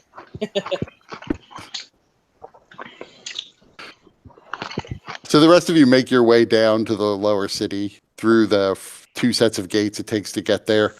As you begin wandering around the lower city, making your way towards the Moriliosi ghetto, you definitely notice that Zarius begins to get more and more looks. People will, on occasion, actually yell out when they notice him and sort of unexpectedly hadn't prepared themselves for seeing a dragon man on their streets. Some people will clutch their kids closer to them and cross the street to be on the other side. Sorry, care. It seems you're a celebrity. They probably would do the same for Lucerosi, but I assume he has his cowl up. Mm-hmm. So Lucerosi will look at Zarius and say, perhaps in the future you should take more caution to hide your nature. Why? I agree. If you are of dragon descent, then be proud. Well, I'm sure these people we're in their home and we're making them uncomfortable. We're not in their homes. We are in the streets. But this is their community. If I were in their home, I would expect them to yell out.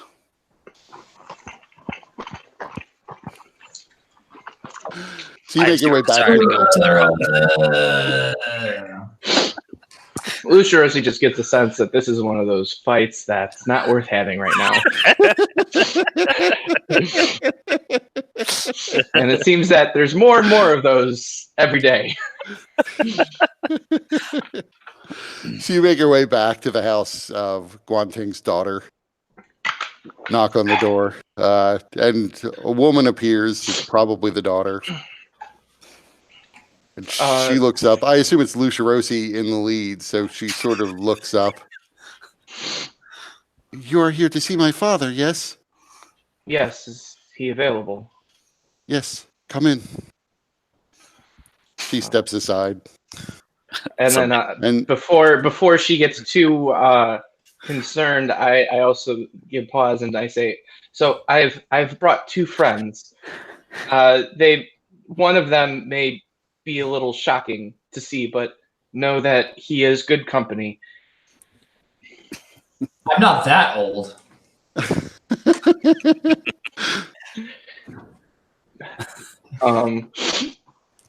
And then that's when I kind of gesture to Zarius in particular. you see her eyes grow a little wide, but she sort of controls her reaction a bit when you move aside and present Zarius to her. Just come in, please. And I limp inside. And before T-Hole is gonna follow, but before he closes the door behind, I'm gonna check to see if anybody is noticing or if there's any unfriendly eyes that are watching. Okay. Give me a perception check. You notice that there are actually a lot of people watching, more than a few of whom appear to be unfriendly. You don't necessarily see anybody who has visible weapons, though, in the area. But you've really been noticing that people have been watching and have been looking unfriendly for a lot of your walk here. And a lot of those people are the same ones who were a little taken aback by Zarius's appearance. When you say unfriendly, does that indicate we're just not wanted, or does it appear hot? Is it a hostile looks? Some of it is a mix depending on who you're looking at. Some of them are just looking at you with a little bit of fear. A number of them are looking at you with a degree of hostility.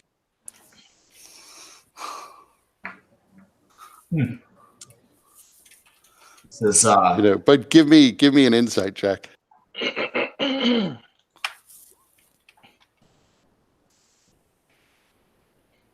You don't get the sense that you're in any actual danger, that any of these people are going to act on their hostility, but they're not thrilled to see a dragonborn wandering the streets. I see. Well, big cities and small minds, I suppose. And I'll shut the door. Entering the home, you can see it is essentially not much more than one not very big room, about 25 by 20. The ceiling is rather low. There is a staircase that goes up. The ceiling is actually only about 6.5 feet tall. So Zarius actually may be tall enough to duck. I am 6'9". So yeah, you would have to duck. I don't know how tall Lucia Rossi is. 6'4", so just barely. Scraping my ears against the ceiling. Right. Your cowl is constantly in danger of being pulled back as you walk. So I'm very careful to try and keep it low. I look for a chair that hopefully will hold my weight. That might be difficult. What's your weight? Let's see here. 300 pounds plus gear. So, yeah, the furniture in here is all pretty rickety. There are also, in this room alone, 25 by 20, about 8 people, most of them children. So initially, when you come in, all the chairs are taken, but the woman begins shooing children off of furniture. You do see a lot of people are kind of sitting on stacks of hay, covered with blankets. Are the chairs just like, old and broken, or? They look to be old, and the wood is not especially thick on them. They're probably pretty inexpensive chairs. Okay, so it's not like something that like a mending would fix. No, it's nothing in here is specifically broken that you can see on first inspection. It's just cheap. Okay, I'll stand there uncomfortably then, I guess, with my bum knee. And down the stairs, you see an elderly Moreliosi dwarf with gray hair, somewhat portly, and it's Xiao Guanting. I'm glad to see you again. You as well. I've brought friends of mine who are also interested in the medicinal properties of the ghostweed. Have you found a way to supply the Hygeia root? I have not yet, but we may be able to do that if we have a bit of ghostweed with us, the Hygeia root. But if you could show us how to turn it into medicine, it may be helpful in opening this as a route towards dealing with this illness.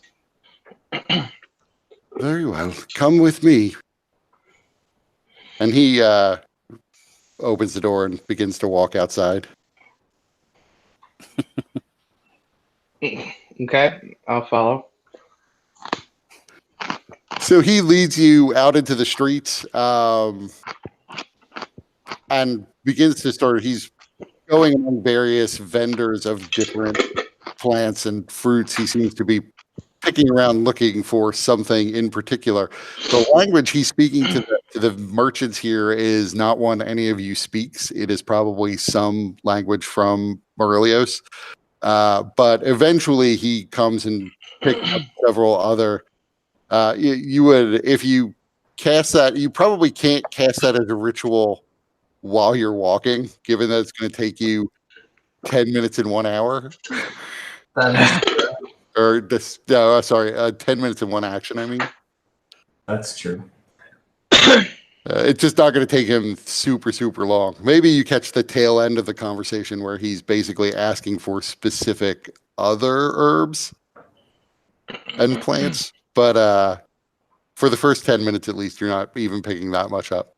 Eventually, you see he picks up several other ingredients. You would, a lot of them, well, I guess, Zarius, give me a medicine check.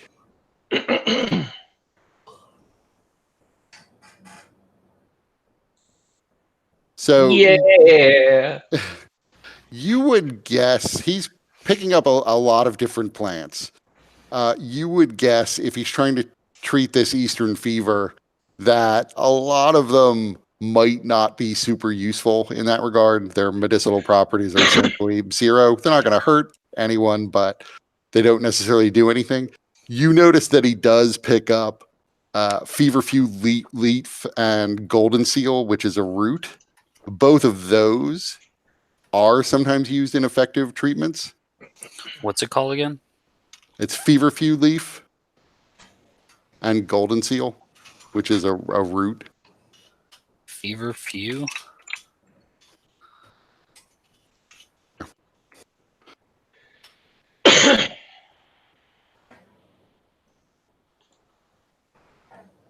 Okay. These, what would these normally be used for? Golden seal is used to treat diarrhea as well as certain kinds of eye infections. It depends on how you prepare it. Okay. But feverfew obviously is used to treat fevers. Mm-hmm. These are, by the way, both real plants that have real medicinal uses. So you can look them up for those who are interested at home. and like I said, he does pick up a lot of other things, all pretty much in very small quantities. But you kind of think that these might be the only things that could be active ingredients. And for all you, I mean, it's Eastern fever, so maybe that's why the feverfew is there. But for all you know, the golden seal is also not necessarily effective in whatever remedy he's making. But it is a medicine. Okay. He then leads you on and says that he's going to take you to a place where there is someone who he knows needs the treatment. And so if you want to see how the treatment is applied, it's best to see it in action. But he leads you to what appears to be like a silk weaving shop. And you can see there are a lot of people in this. It's not, again, a big space, but there are probably 40 people crammed into this space, each one having no more than about 3.5 feet of workspace with some extra area for people to move around. And then in the back room of this shop, there are a number of people who all appear as though they might be employees of the shop who are laid out, all of whom seem to be suffering from some sort of illness.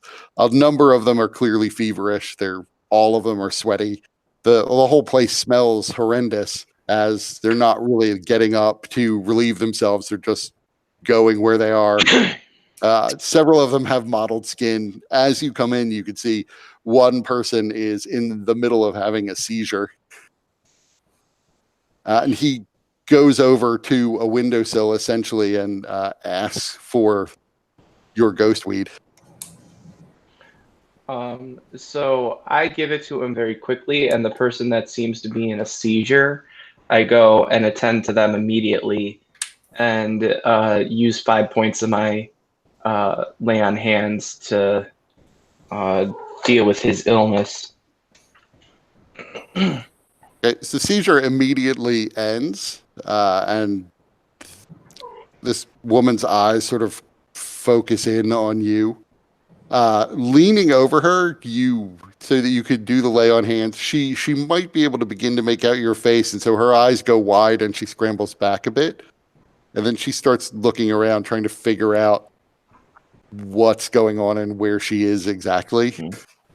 And she begins to cry out again in a language you don't understand. It may be the same language that Guanting was speaking a few minutes ago. And he begins to say something.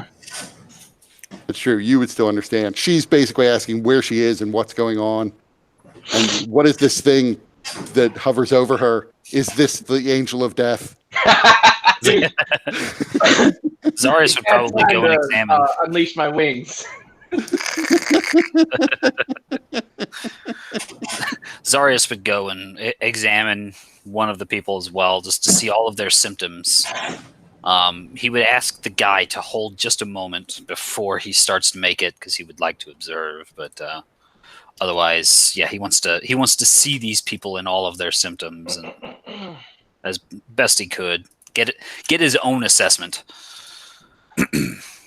Okay, so you find one of the people who appears to have the more obvious symptoms. The person's breathing is very labored. You can see that their eyes are pretty unfocused and are completely the whites of the eyes have yellowed considerably. Their skin seems to have black blotches on it. This person happens to be human and looks to be pretty fair-skinned normally, but some of the blotches have like yellowing around the edges of the blotches. Other parts of their skin are sort of a normal, not necessarily healthy, but possibly like dehydrated and needing to be in the sun a bit more white. Okay. This person also appears to be completely unconscious and probably not someone you could wake up if you wanted to, not without curing the underlying disease. Let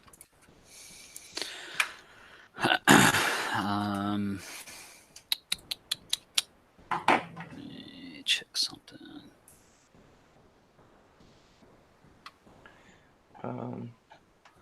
Yeah, I'm not. While you do this, Yeah. Zhao Guanting He's actually not looking at the woman. He's looking down at these herbs he's spread out on the windowsill. He's taken out a small knife and has begun, and a little porcelain cup, or at least a section of a plate, and has begun to grind some of the stuff, including the ghost weed. He's picking from the ghost weed, picking out certain parts of it that you would eventually be able to figure out as he's separating out. The ghost weed itself is both the Hygeia root and usually flowers, or at least minced up flower petals. He's picking that part of it out, trying to get just the Hygeia root out of this as best he can.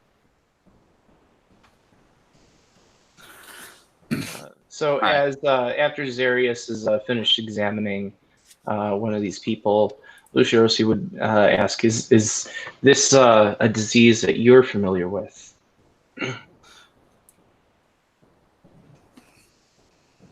You can decide if you've seen it before. It's not. It has popped up in most major cities. It's probably been in Cartha.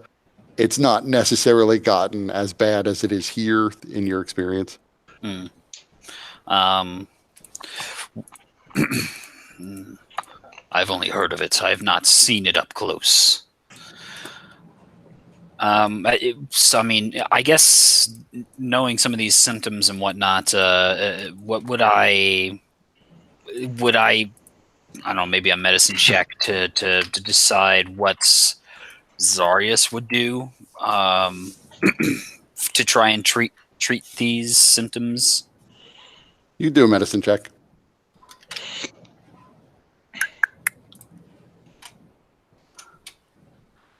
Not quite as good as last time, but pretty good. Right. I mean, you just from this room alone, you can observe from that medicine check that you've got people in this room who are in different stages of this disease. Some of these people are basically only running a pretty high fever, and they're fairly mobile. Looking out into the room where everybody's working, weaving the silk, you can see a number of them are also probably suffering from a fever because it's winter, so it's not very hot in here. In fact, it's pretty cold, and a number of them are sweating profusely, and they're too hot just from the fact that they're crammed in there. If you had to treat it, the ideal thing would be to treat it when it's still the sort of light fever, and people are still mobile and alert. And then the goal would be to reduce the fever primarily and hope that can help to deal with the underlying problem. For the people with the modeling in the skin, clearly there has to be something inside them that is causing modeling that needs to be cleaned out. And that probably would take a bit more trial and error to begin to figure out what might, begin to reverse the condition. Okay. I'd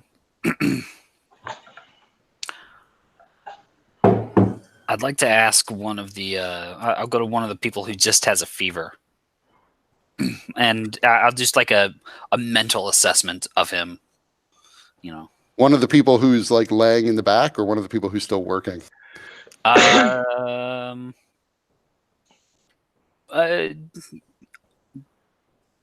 One of the people who's still working. Yeah. We'll go. Okay, give me an insight or medicine check. Like when you say mental assessment, do you mean like of their mental health or their? Yeah, and their mental capacities, and see if they're on the level they should be, given their age and whatnot. Yeah, you think that this person is maybe a little tired, but seems otherwise alert and normal. All right. And then I'll ask him, have you ever had the substance ghost weed? No, there has never been ghost weed sold in the ghetto. Not that anyone here could afford. Is he lying? Near as you can tell, he's telling the truth. Go home and rest. But I cannot rest. I need to make this money. You will die. And I'll point to any other guys who are here with like just a fever. I'll point them all out and say, if you are not, you should go home and rest before this escalates. You must reduce your fever. And I'll tell them like what to take, what to do. Simple home remedies for reducing a fever. One guy in the corner comes out and he's like, "Don't listen to him. You need to continue to work." He was not himself working. He may have been supervising. I'll just stare him down. Give me an intimidation check. All right. You go home now. Bye-bye. Everyone go home. You're getting today off because the monster said so. You get off until your fever is gone. Does it seem to be this illness seem to be contagious? Like I said, you sort of gather that the people in the back probably also work here. So Right. Probably. Yeah, probably. Yeah. Lucia Rossi then turns to Zarius and Tehil and said, I'm sorry, I forgot. Through Asheros' blessings, I cannot become sick.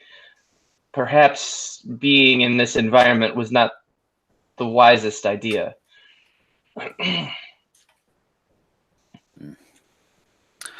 I'll just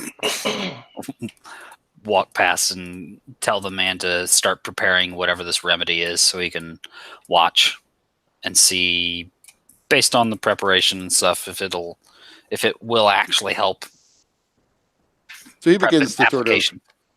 he's actually been sort of working while you're doing this, but he sort of explains what he's done so far, step by step, including separating out all of the stupid flower petals and other additives from the ghost weed. And, you could see that there is a sort of marked difference in the appearance of the root from all the other stuff that's in the ghost weed itself.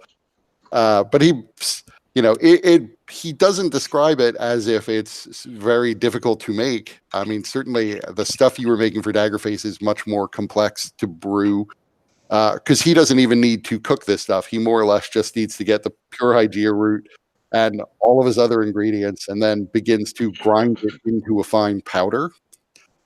He then wraps it up into a little paper, essentially the same paper that a ghost weed cigarette would come in, and says that all we need to do is to get the person who is ill needs to inhale the smoke, and then the spirits will cure them.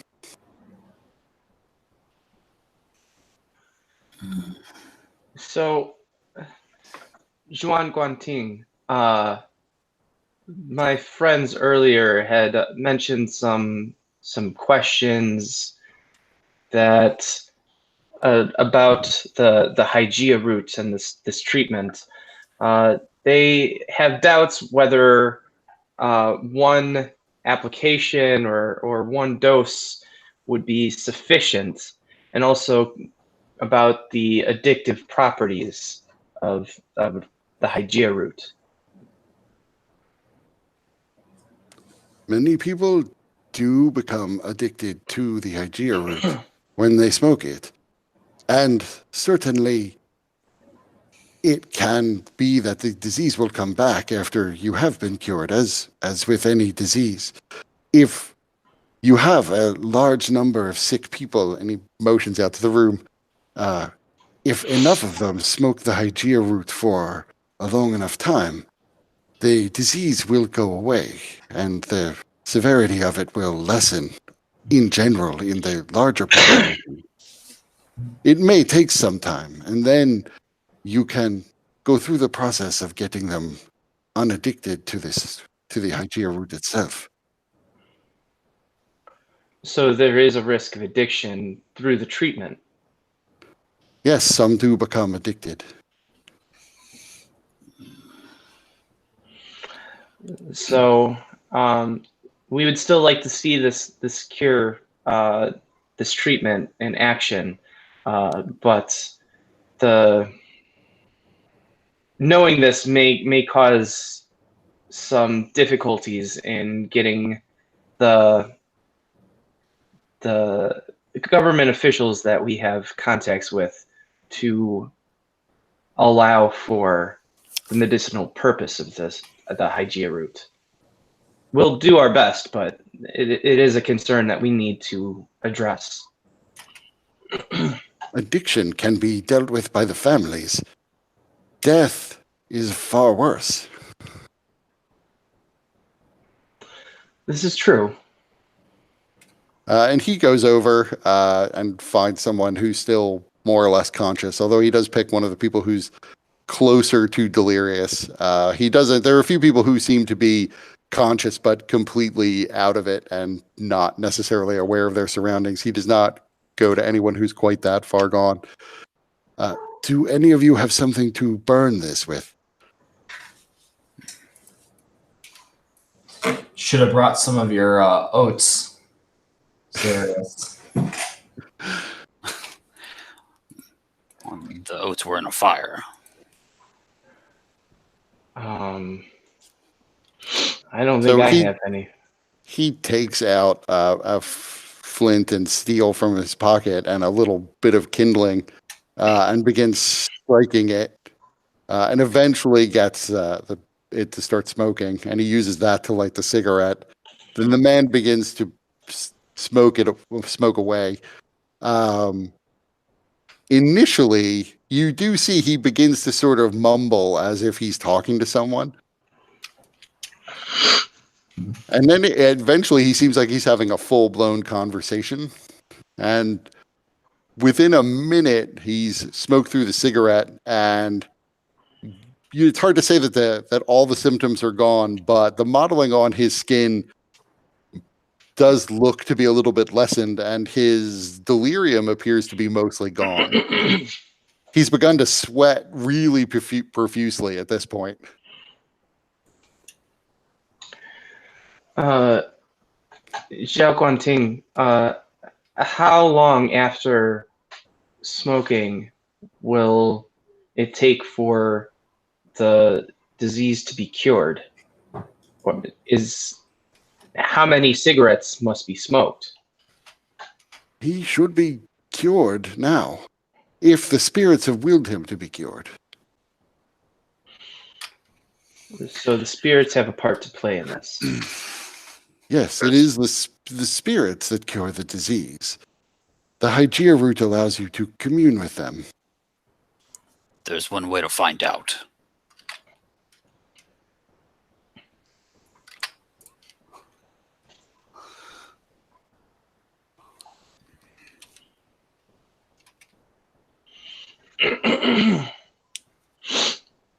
So you cast this spell, which I meant to cast it before he started smoking, but you cast this spell, and the first thing you notice is you don't sense any particular disease in this man.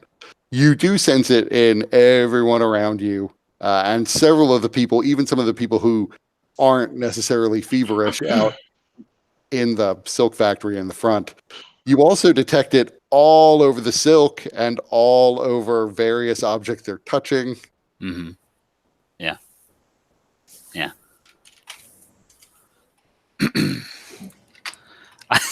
I yell out to them working, "Stop!" Darius, what is wrong with you? They are infecting the whole region. How? Everything they touch gets infected. And it is a disease, not a poison, right? It's a disease, yeah.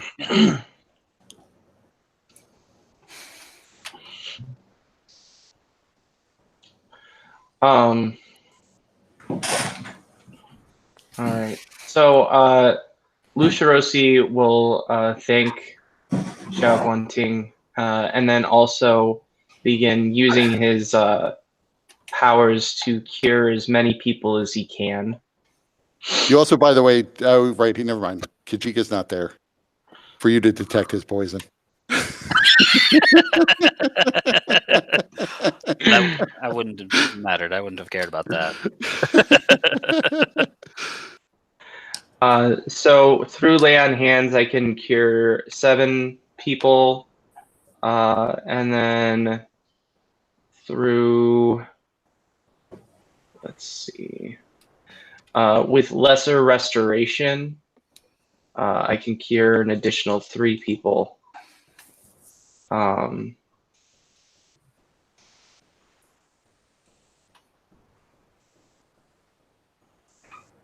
So there are 12 people in this back room, another 30 or so in the front, Okay. who appear to be, all of whom appear to have some degree of illness.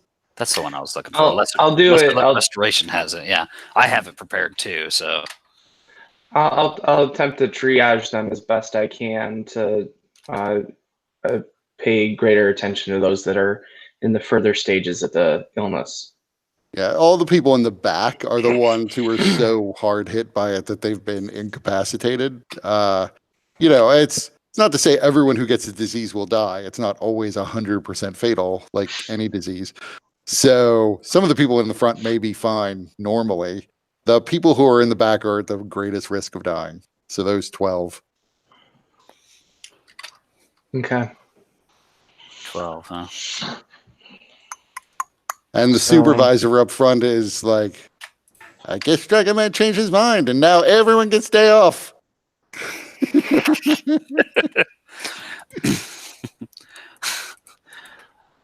Do you wish to make everyone sick? What? No one gets sick here.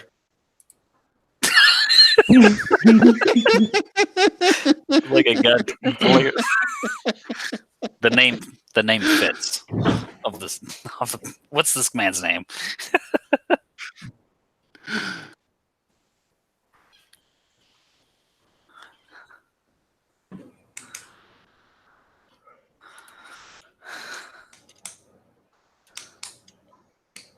And does he appear to be sick as well? He does not appear to be sick, actually, but his name is Jia. Jia, yeah. Sure. So I'll ask Jia Guanting if can you help us get more of the additional herbs that you added to the Hygeia root? They are very common. I can get you more. I don't know how much we would need to treat everyone. Well, for now, I think just enough for a few treatments. Nothing big, because as I said, we are going to attempt to convince some individuals in government that this is a worthwhile pursuit. And so if we are going to do so, it would be best to have some sort of demonstration. I will go and collect them now. I appreciate it.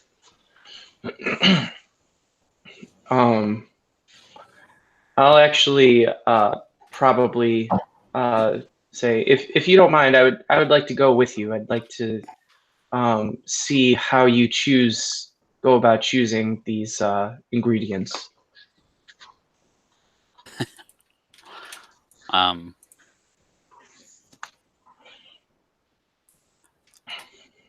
Yeah, I mean, I guess I can ask him about the extra herbs in there before he leaves.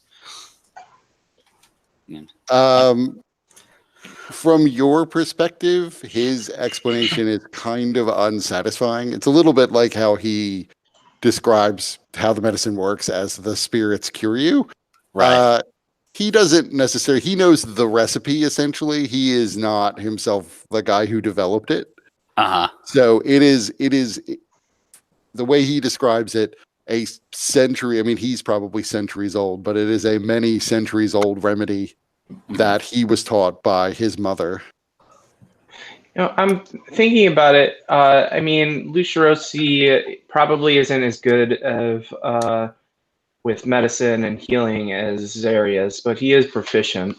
So, would Lucia Rossi know of any other naturally acquired curative things similar to, the Hygeia root that works this quickly? Give me a medicine check.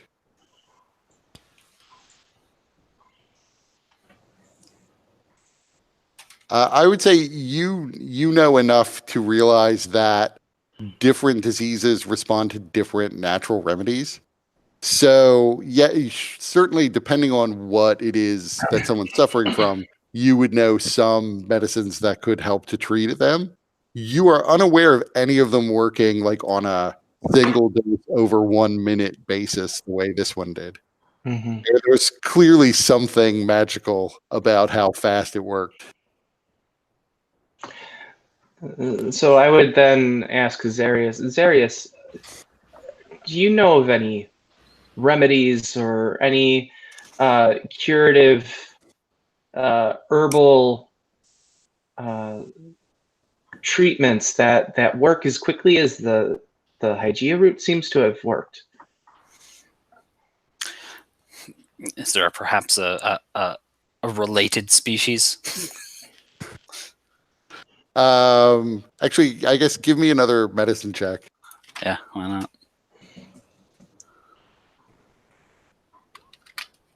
Yeah. So you are not aware of anything that works this fast. You're actually not 100% aware of like where would these people be getting Hygeia root, as opposed including like are there other varieties of Hygeia root? Right. I'm distracted. While my detect poison and disease is still up, I kind of wanted to cast a lesser restoration on one of these people to see if it works. Yeah, in fact, it works way faster than smoking that thing because it's basically instantaneous. Yeah. And so again, this person sort of suddenly becomes aware of what's going on around him and he's fairly confused. But you see like a big smile crosses his face. And he immediately jumps up and begins jumping up and down, just yelling. Only, however, T-Hole understands that he's basically yelling, I'm going to live! I'm going to live! I'll just tell him, leave here and do not return for several days. And he says something that only T-Hole recognizes as, I don't speak your language.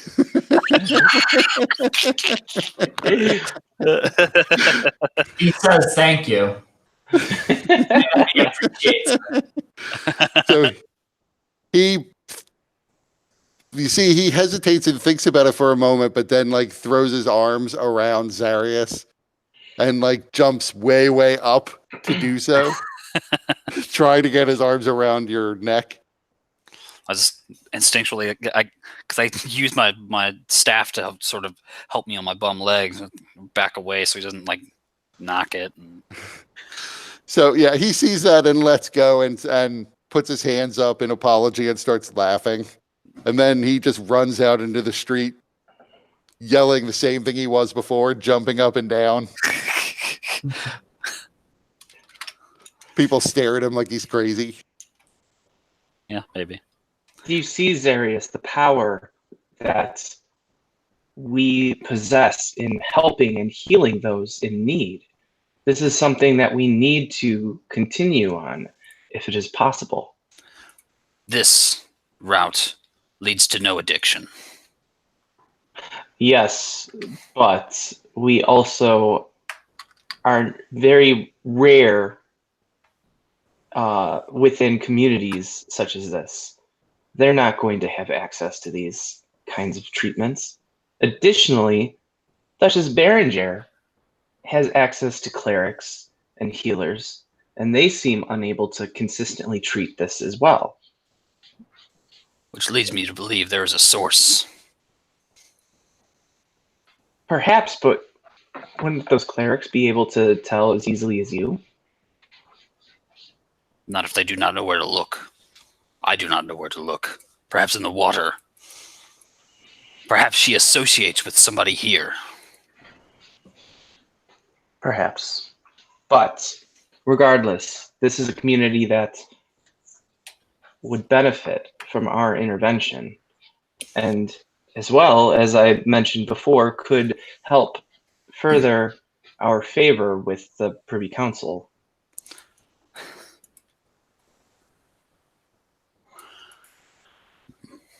Additionally, I mean, as I mentioned before, I can't recall ever seeing any kind of medicinal herbal remedy working as quickly as this. Perhaps there is some kind of spiritual element to this treatment. Well, Hygeia rudis, that does have magical properties. Are you okay, Dustin? He drank some of that tea. Yeah, I'm fading.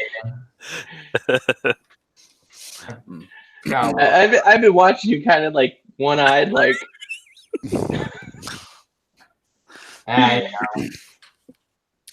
Yeah. I mean, Zarius would just say, it is probably better if we use our magics to relieve this disease.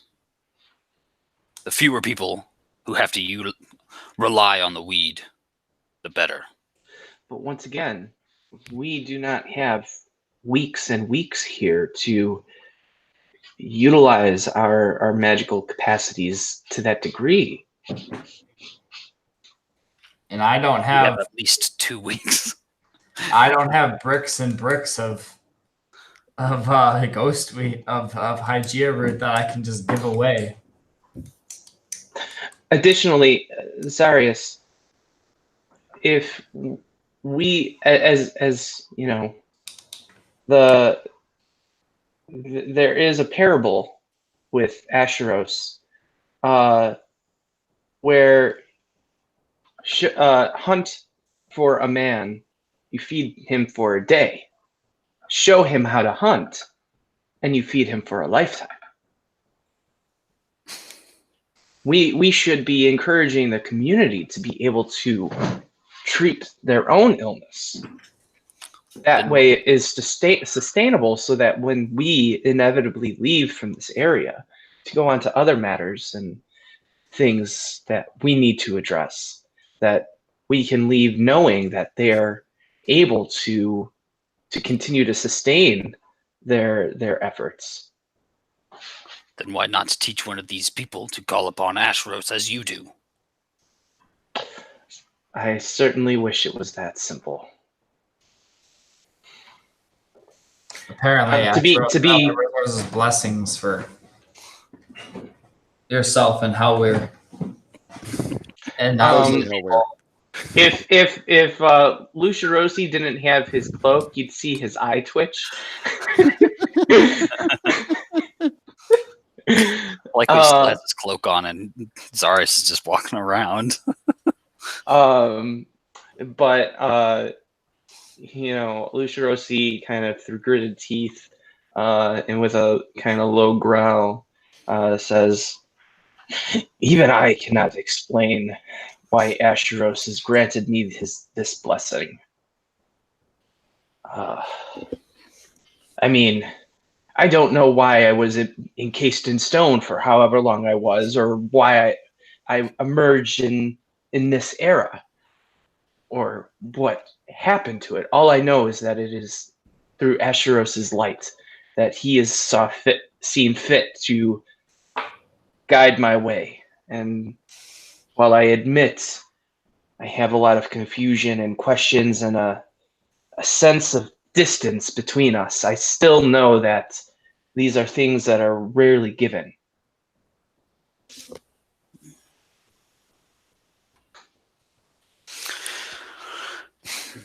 For example, could you easily show these people how to utilize the blessings that you received from who is it? Anubis? Osiris. Osiris. I From can teach them. Osiris. I can teach them the rituals. If their dedication is true, then Osiris will gift them. But once again, it is by Osiris's judgment. Just as I believe that my abilities are by Asheros's judgment. And if he has not seen fit to bless this community with individuals capable of it now, then we can teach them the ways of, our sacraments and prayers, but that does not mean that they will be answered in the same way that Asheros answers me or Cyrus answers you. There's only one way to find out.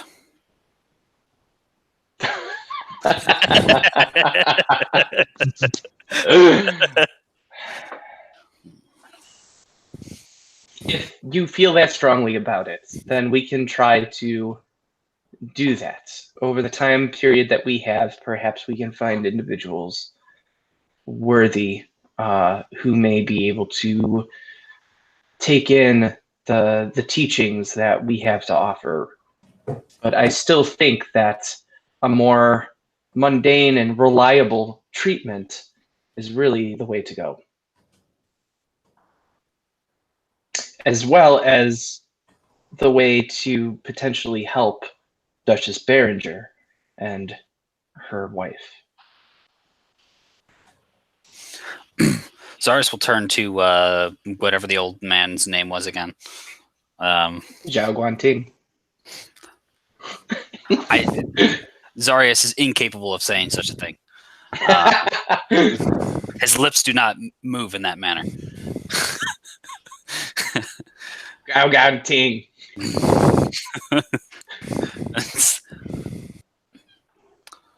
Does there seem to be an center to where the disease is located? What do you mean by center? A place where it started. Yes, it started, I believe, in Marilios. Well, here in this city. It has always been here in the city as long as I can remember. It is simply that it sometimes affects more people at one time than it does at others. Looks back out. Zarius.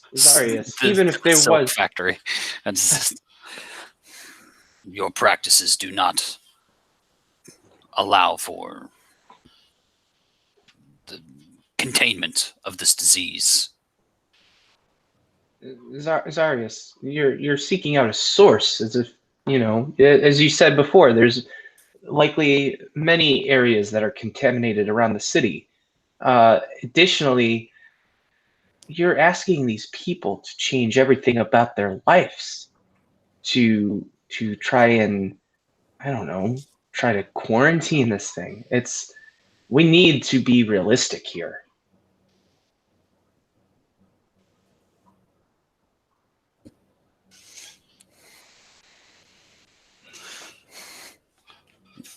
It's change or suffer. Do as you will. And Zarius will just start to walk away. I do not see how changing drastically or changing subtly makes much a difference if it achieves the same effect. Zhao Guanting stops you as you start to leave and says, You may not understand. We do not normally treat the disease very effectively at all. We do not have Hygeia root because it is illegal. So the remedies people use generally do not work. Or if they do, they work only on one patient and not others.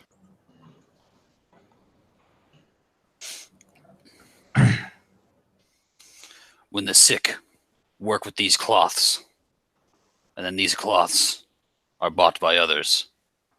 You spread the sickness. But how would a disease of the spirit be spread by cloth? Zarius just stands there for a second and just...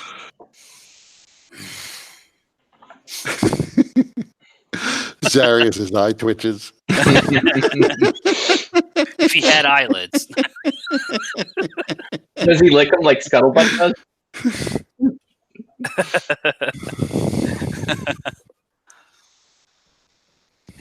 I imagine he's got like the double eyelids.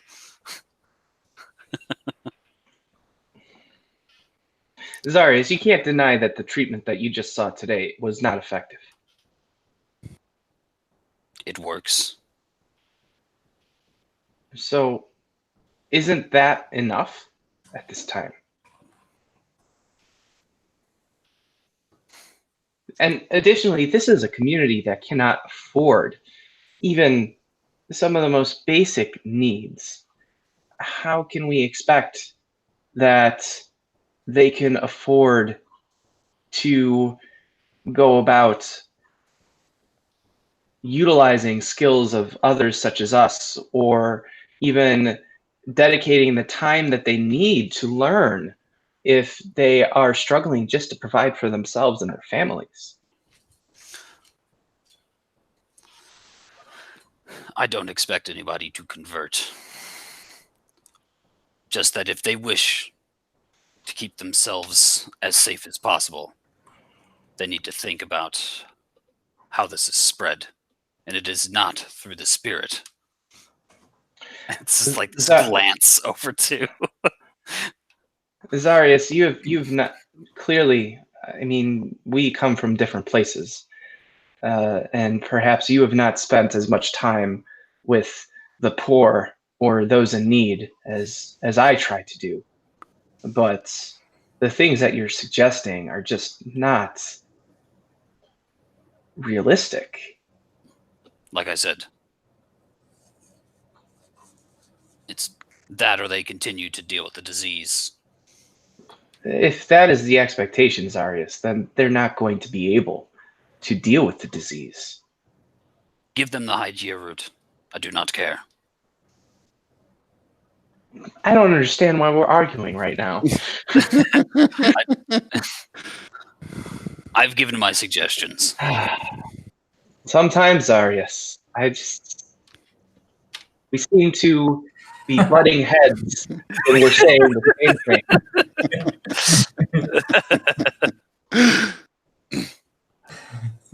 So Right, going back to Kajika and Helweir, you are waiting around the manor to hear back for when Olventhal will be able to meet with you. At some point, a servant comes and whispers something to one of your valets. And the valet steps forward and says, the Dom has requested that you both come outside to greet a visitor.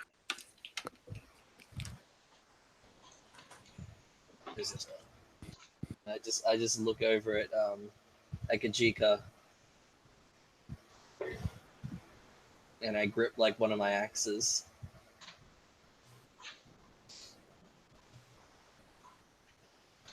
And yeah, then I'd go to walk outside. So, are you going to Kajika? Yeah, I'm gonna follow behind him. So going outside, you can see there is a large progression of people have come through the gates. All of them are clearly elves. They're in very ornate armor and marching in a certain formation. Behind them is an open carriage of a sort. It's not of a type you would normally see. Definitely Helweir, you would have seen it before as a sort of kind of open air carriage that elven nobles sometimes use. It's not one that you would have seen necessarily quite as ornate as this one, and certainly not quite as up close.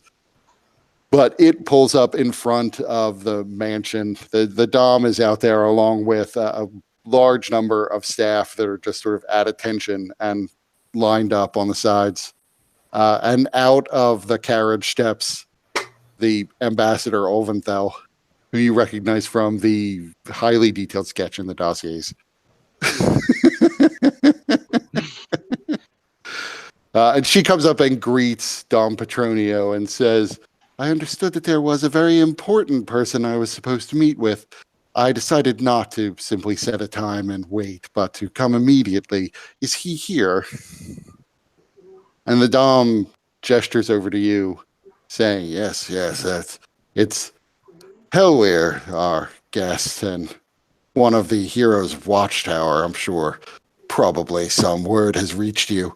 We were discussing the effectiveness of the city's rumor mill, and no one has her ear quite as well tuned to it as you do, Your Excellency. And she comes over to you. I nod my head, but still on guard. And she nods her head as well, and then turns back to the Dom and says, may we go inside? Perhaps have some tea. And he ushers everyone inside. And T-Hole misses out.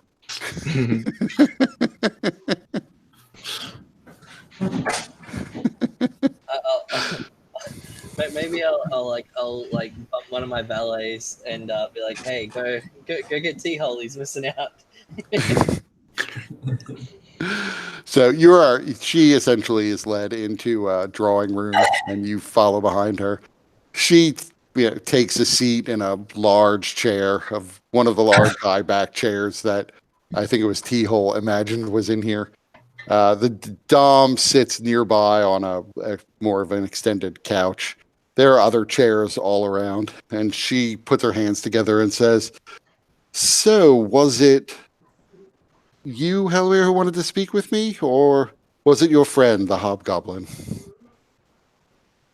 It was I. I was interested. There's a lot of things have happened, as in my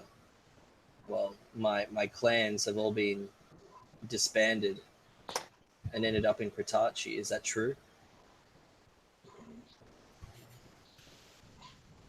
I don't want to put this the wrong way. Certainly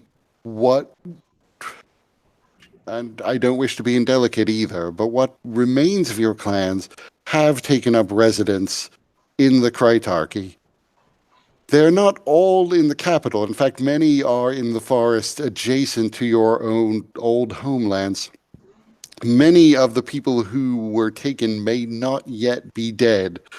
We can't confirm whether or not all of them are alive or dead. Certainly, when they were first taken, many were taken captive and sacrificed to, we think, various demons. Others, we think, may have been kept alive. Now, whether that was to be enslaved or to be used as sacrifices later on, we can't say. But I would suspect that the bulk of your people are still in the forests adjacent to your old homeland under the protection of the Elven army. So, does that mean the giants and the demons have occupied our lands? Yes. I wouldn't say it's the main force of the giants and the demons, but they definitely maintain a presence in your lands. What is the Elven army doing in the forest? Are they just holding back these people? For the moment, there is no, as last I heard, no planned offensive against the forces that are taking your homeland, as we don't believe those to be the primary forces of their armies. All of the people who were taken captive, we believe, have been removed from those lands. Most of our efforts have been in initially rescuing some of the captives, and now we're trying to gather information on where the other captives might be so that we can continue to rescue them. My people would be truly grateful for that, and I thank you. I say through gritted teeth. Well, your people, to be fair, have shed a lot of blood in pursuit of the captives of the rest of the clan. So I would not suggest in any way that the elves are doing this alone. We are merely helping. Oh, we have certainly lost many great warriors and good men and women in the pursuit of this cause, but it is a just one. Is this something which the rest of the council would be privy to? Not directly, not all of them. Frankly, even the ones who know don't have much in the way of details on it. They know that giants and demons have been on the march and have overrun certain lands. Frankly, I don't think they care specifically who the giants and demons are killing if it's not their people, the humans, dwarves, gnomes, and halflings. They certainly don't care if they kill elves. I can only imagine they don't care much that it's killing your people. I just shake my head at this. Does there seem to be a leader amongst my people still there? If there is, I'm afraid I don't know his name. Your people, the hierarchy that once existed had broken down.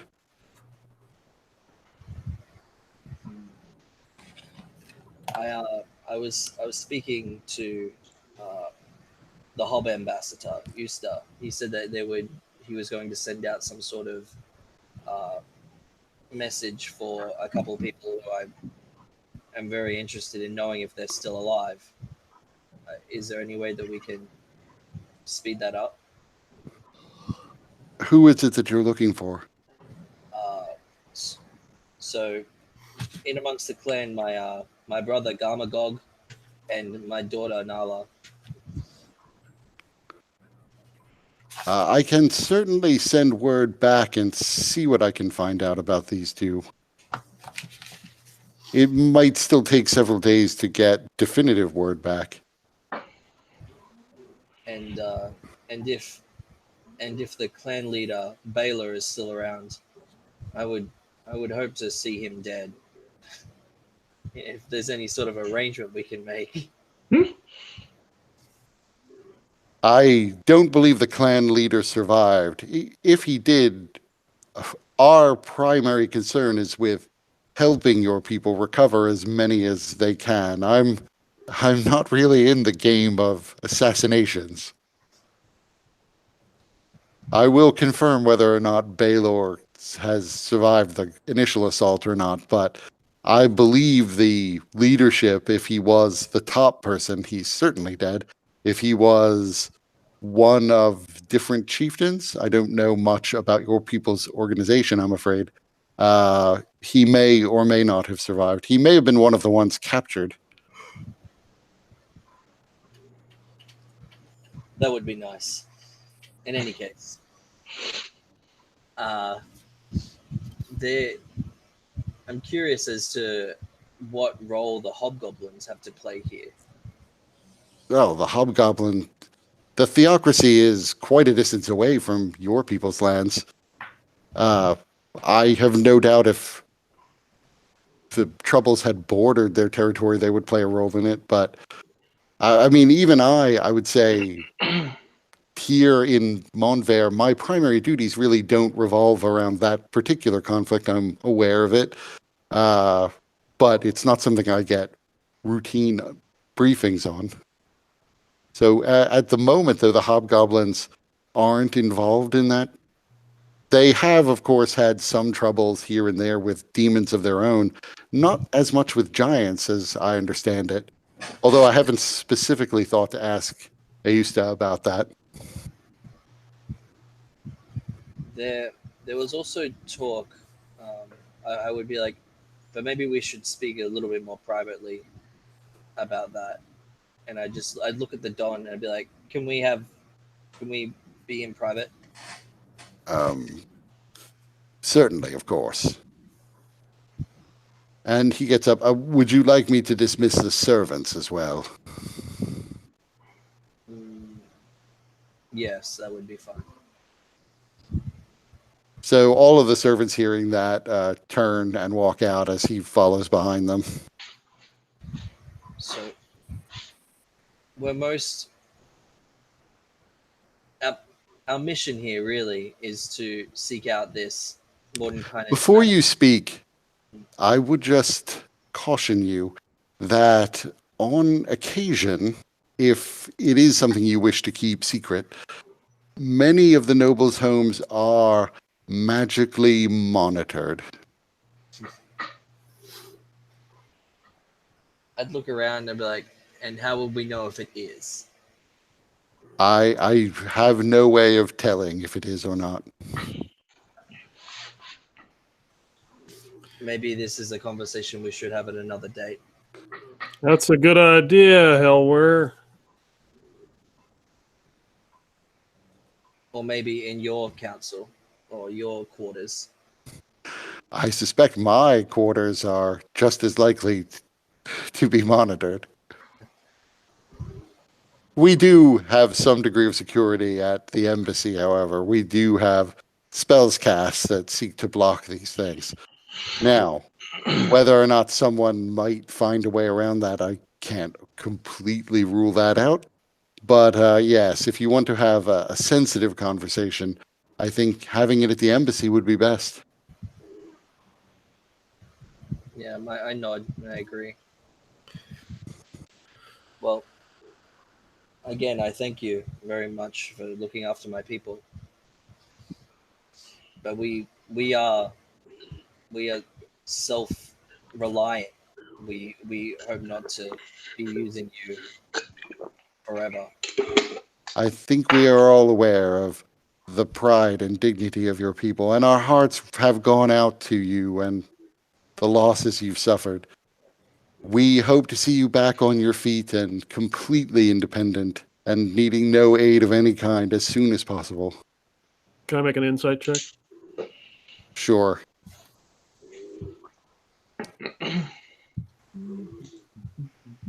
What do you mean? She's tired of dealing with them. Get the fuck out of here. Get your shit together and get out.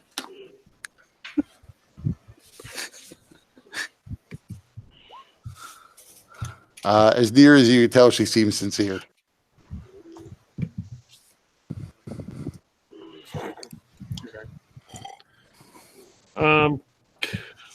Before you leave, Ambassador, I'd like to ask you a couple of questions, if I may. Of course.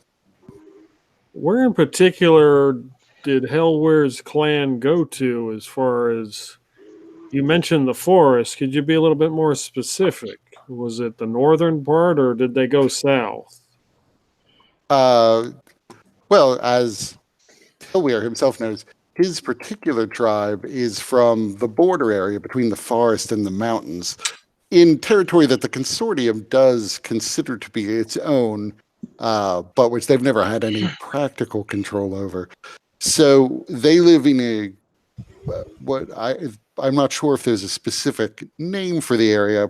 I assume that Hellware's people would have one, but they live in a sliver of flat plain between those two regions. So the forest is clearly elven territory, and the demons and giants didn't dare penetrate land that we controlled, as we were able to defend it very quickly when they moved through. They are essentially no more than 20 miles away from their original homeland, or at least the large majority of them. Sorry, the large majority of the ones who are free, that is. Where do these demons and giants originate from? Are they coming from the mountains? They certainly originally swept down from the mountains. I can't say that's where they're originally from, but they invaded initially from the mountains. The curious thing is that there are reports that they also invaded Goliath homelands in other parts of the continent, always around mountains or at least hills. I don't necessarily know where they invaded from in each case.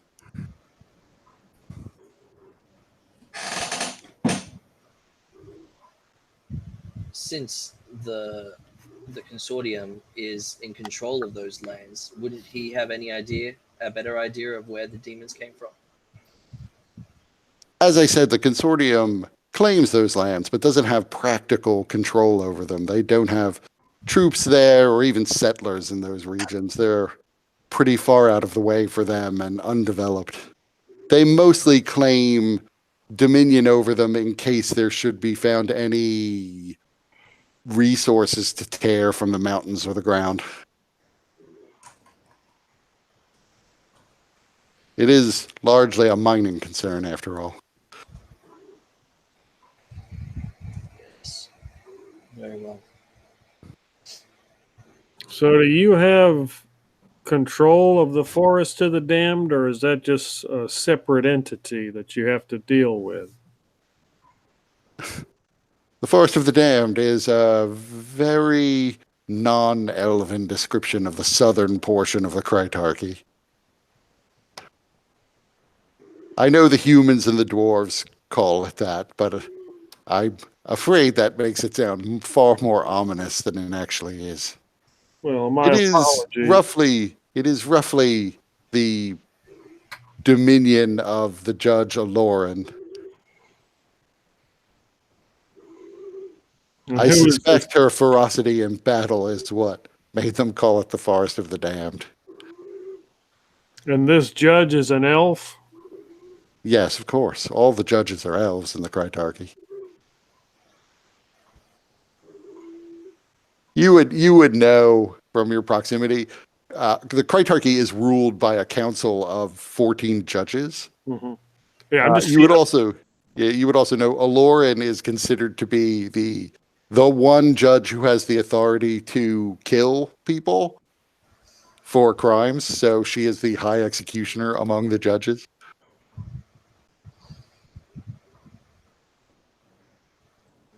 Do you have any issue with demons down there in that southern part of the forest? Aloran, as I suggested, is very fierce. I've not heard of demon incursions there. There are always monsters about in the world today. It's entirely possible that a monster would have attacked someone and wouldn't have been recognized as being a demon per se. But certainly nothing on the scale of what happened to Hellware's people.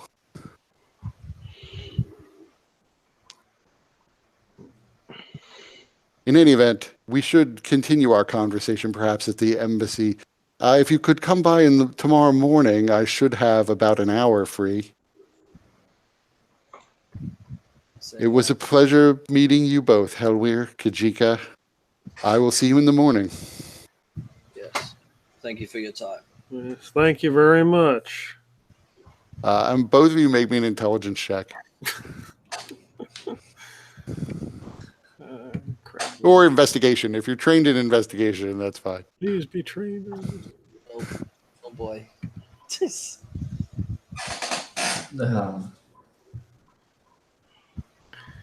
Investigation, I'm not trained. Let's see if Peter can get one good roll for the night.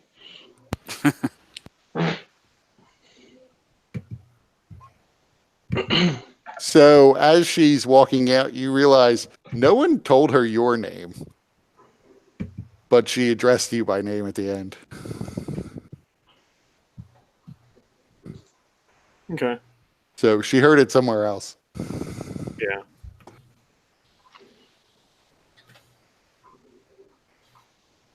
So that's a fair place to wrap it up. Okay. Before someone has an aneurysm.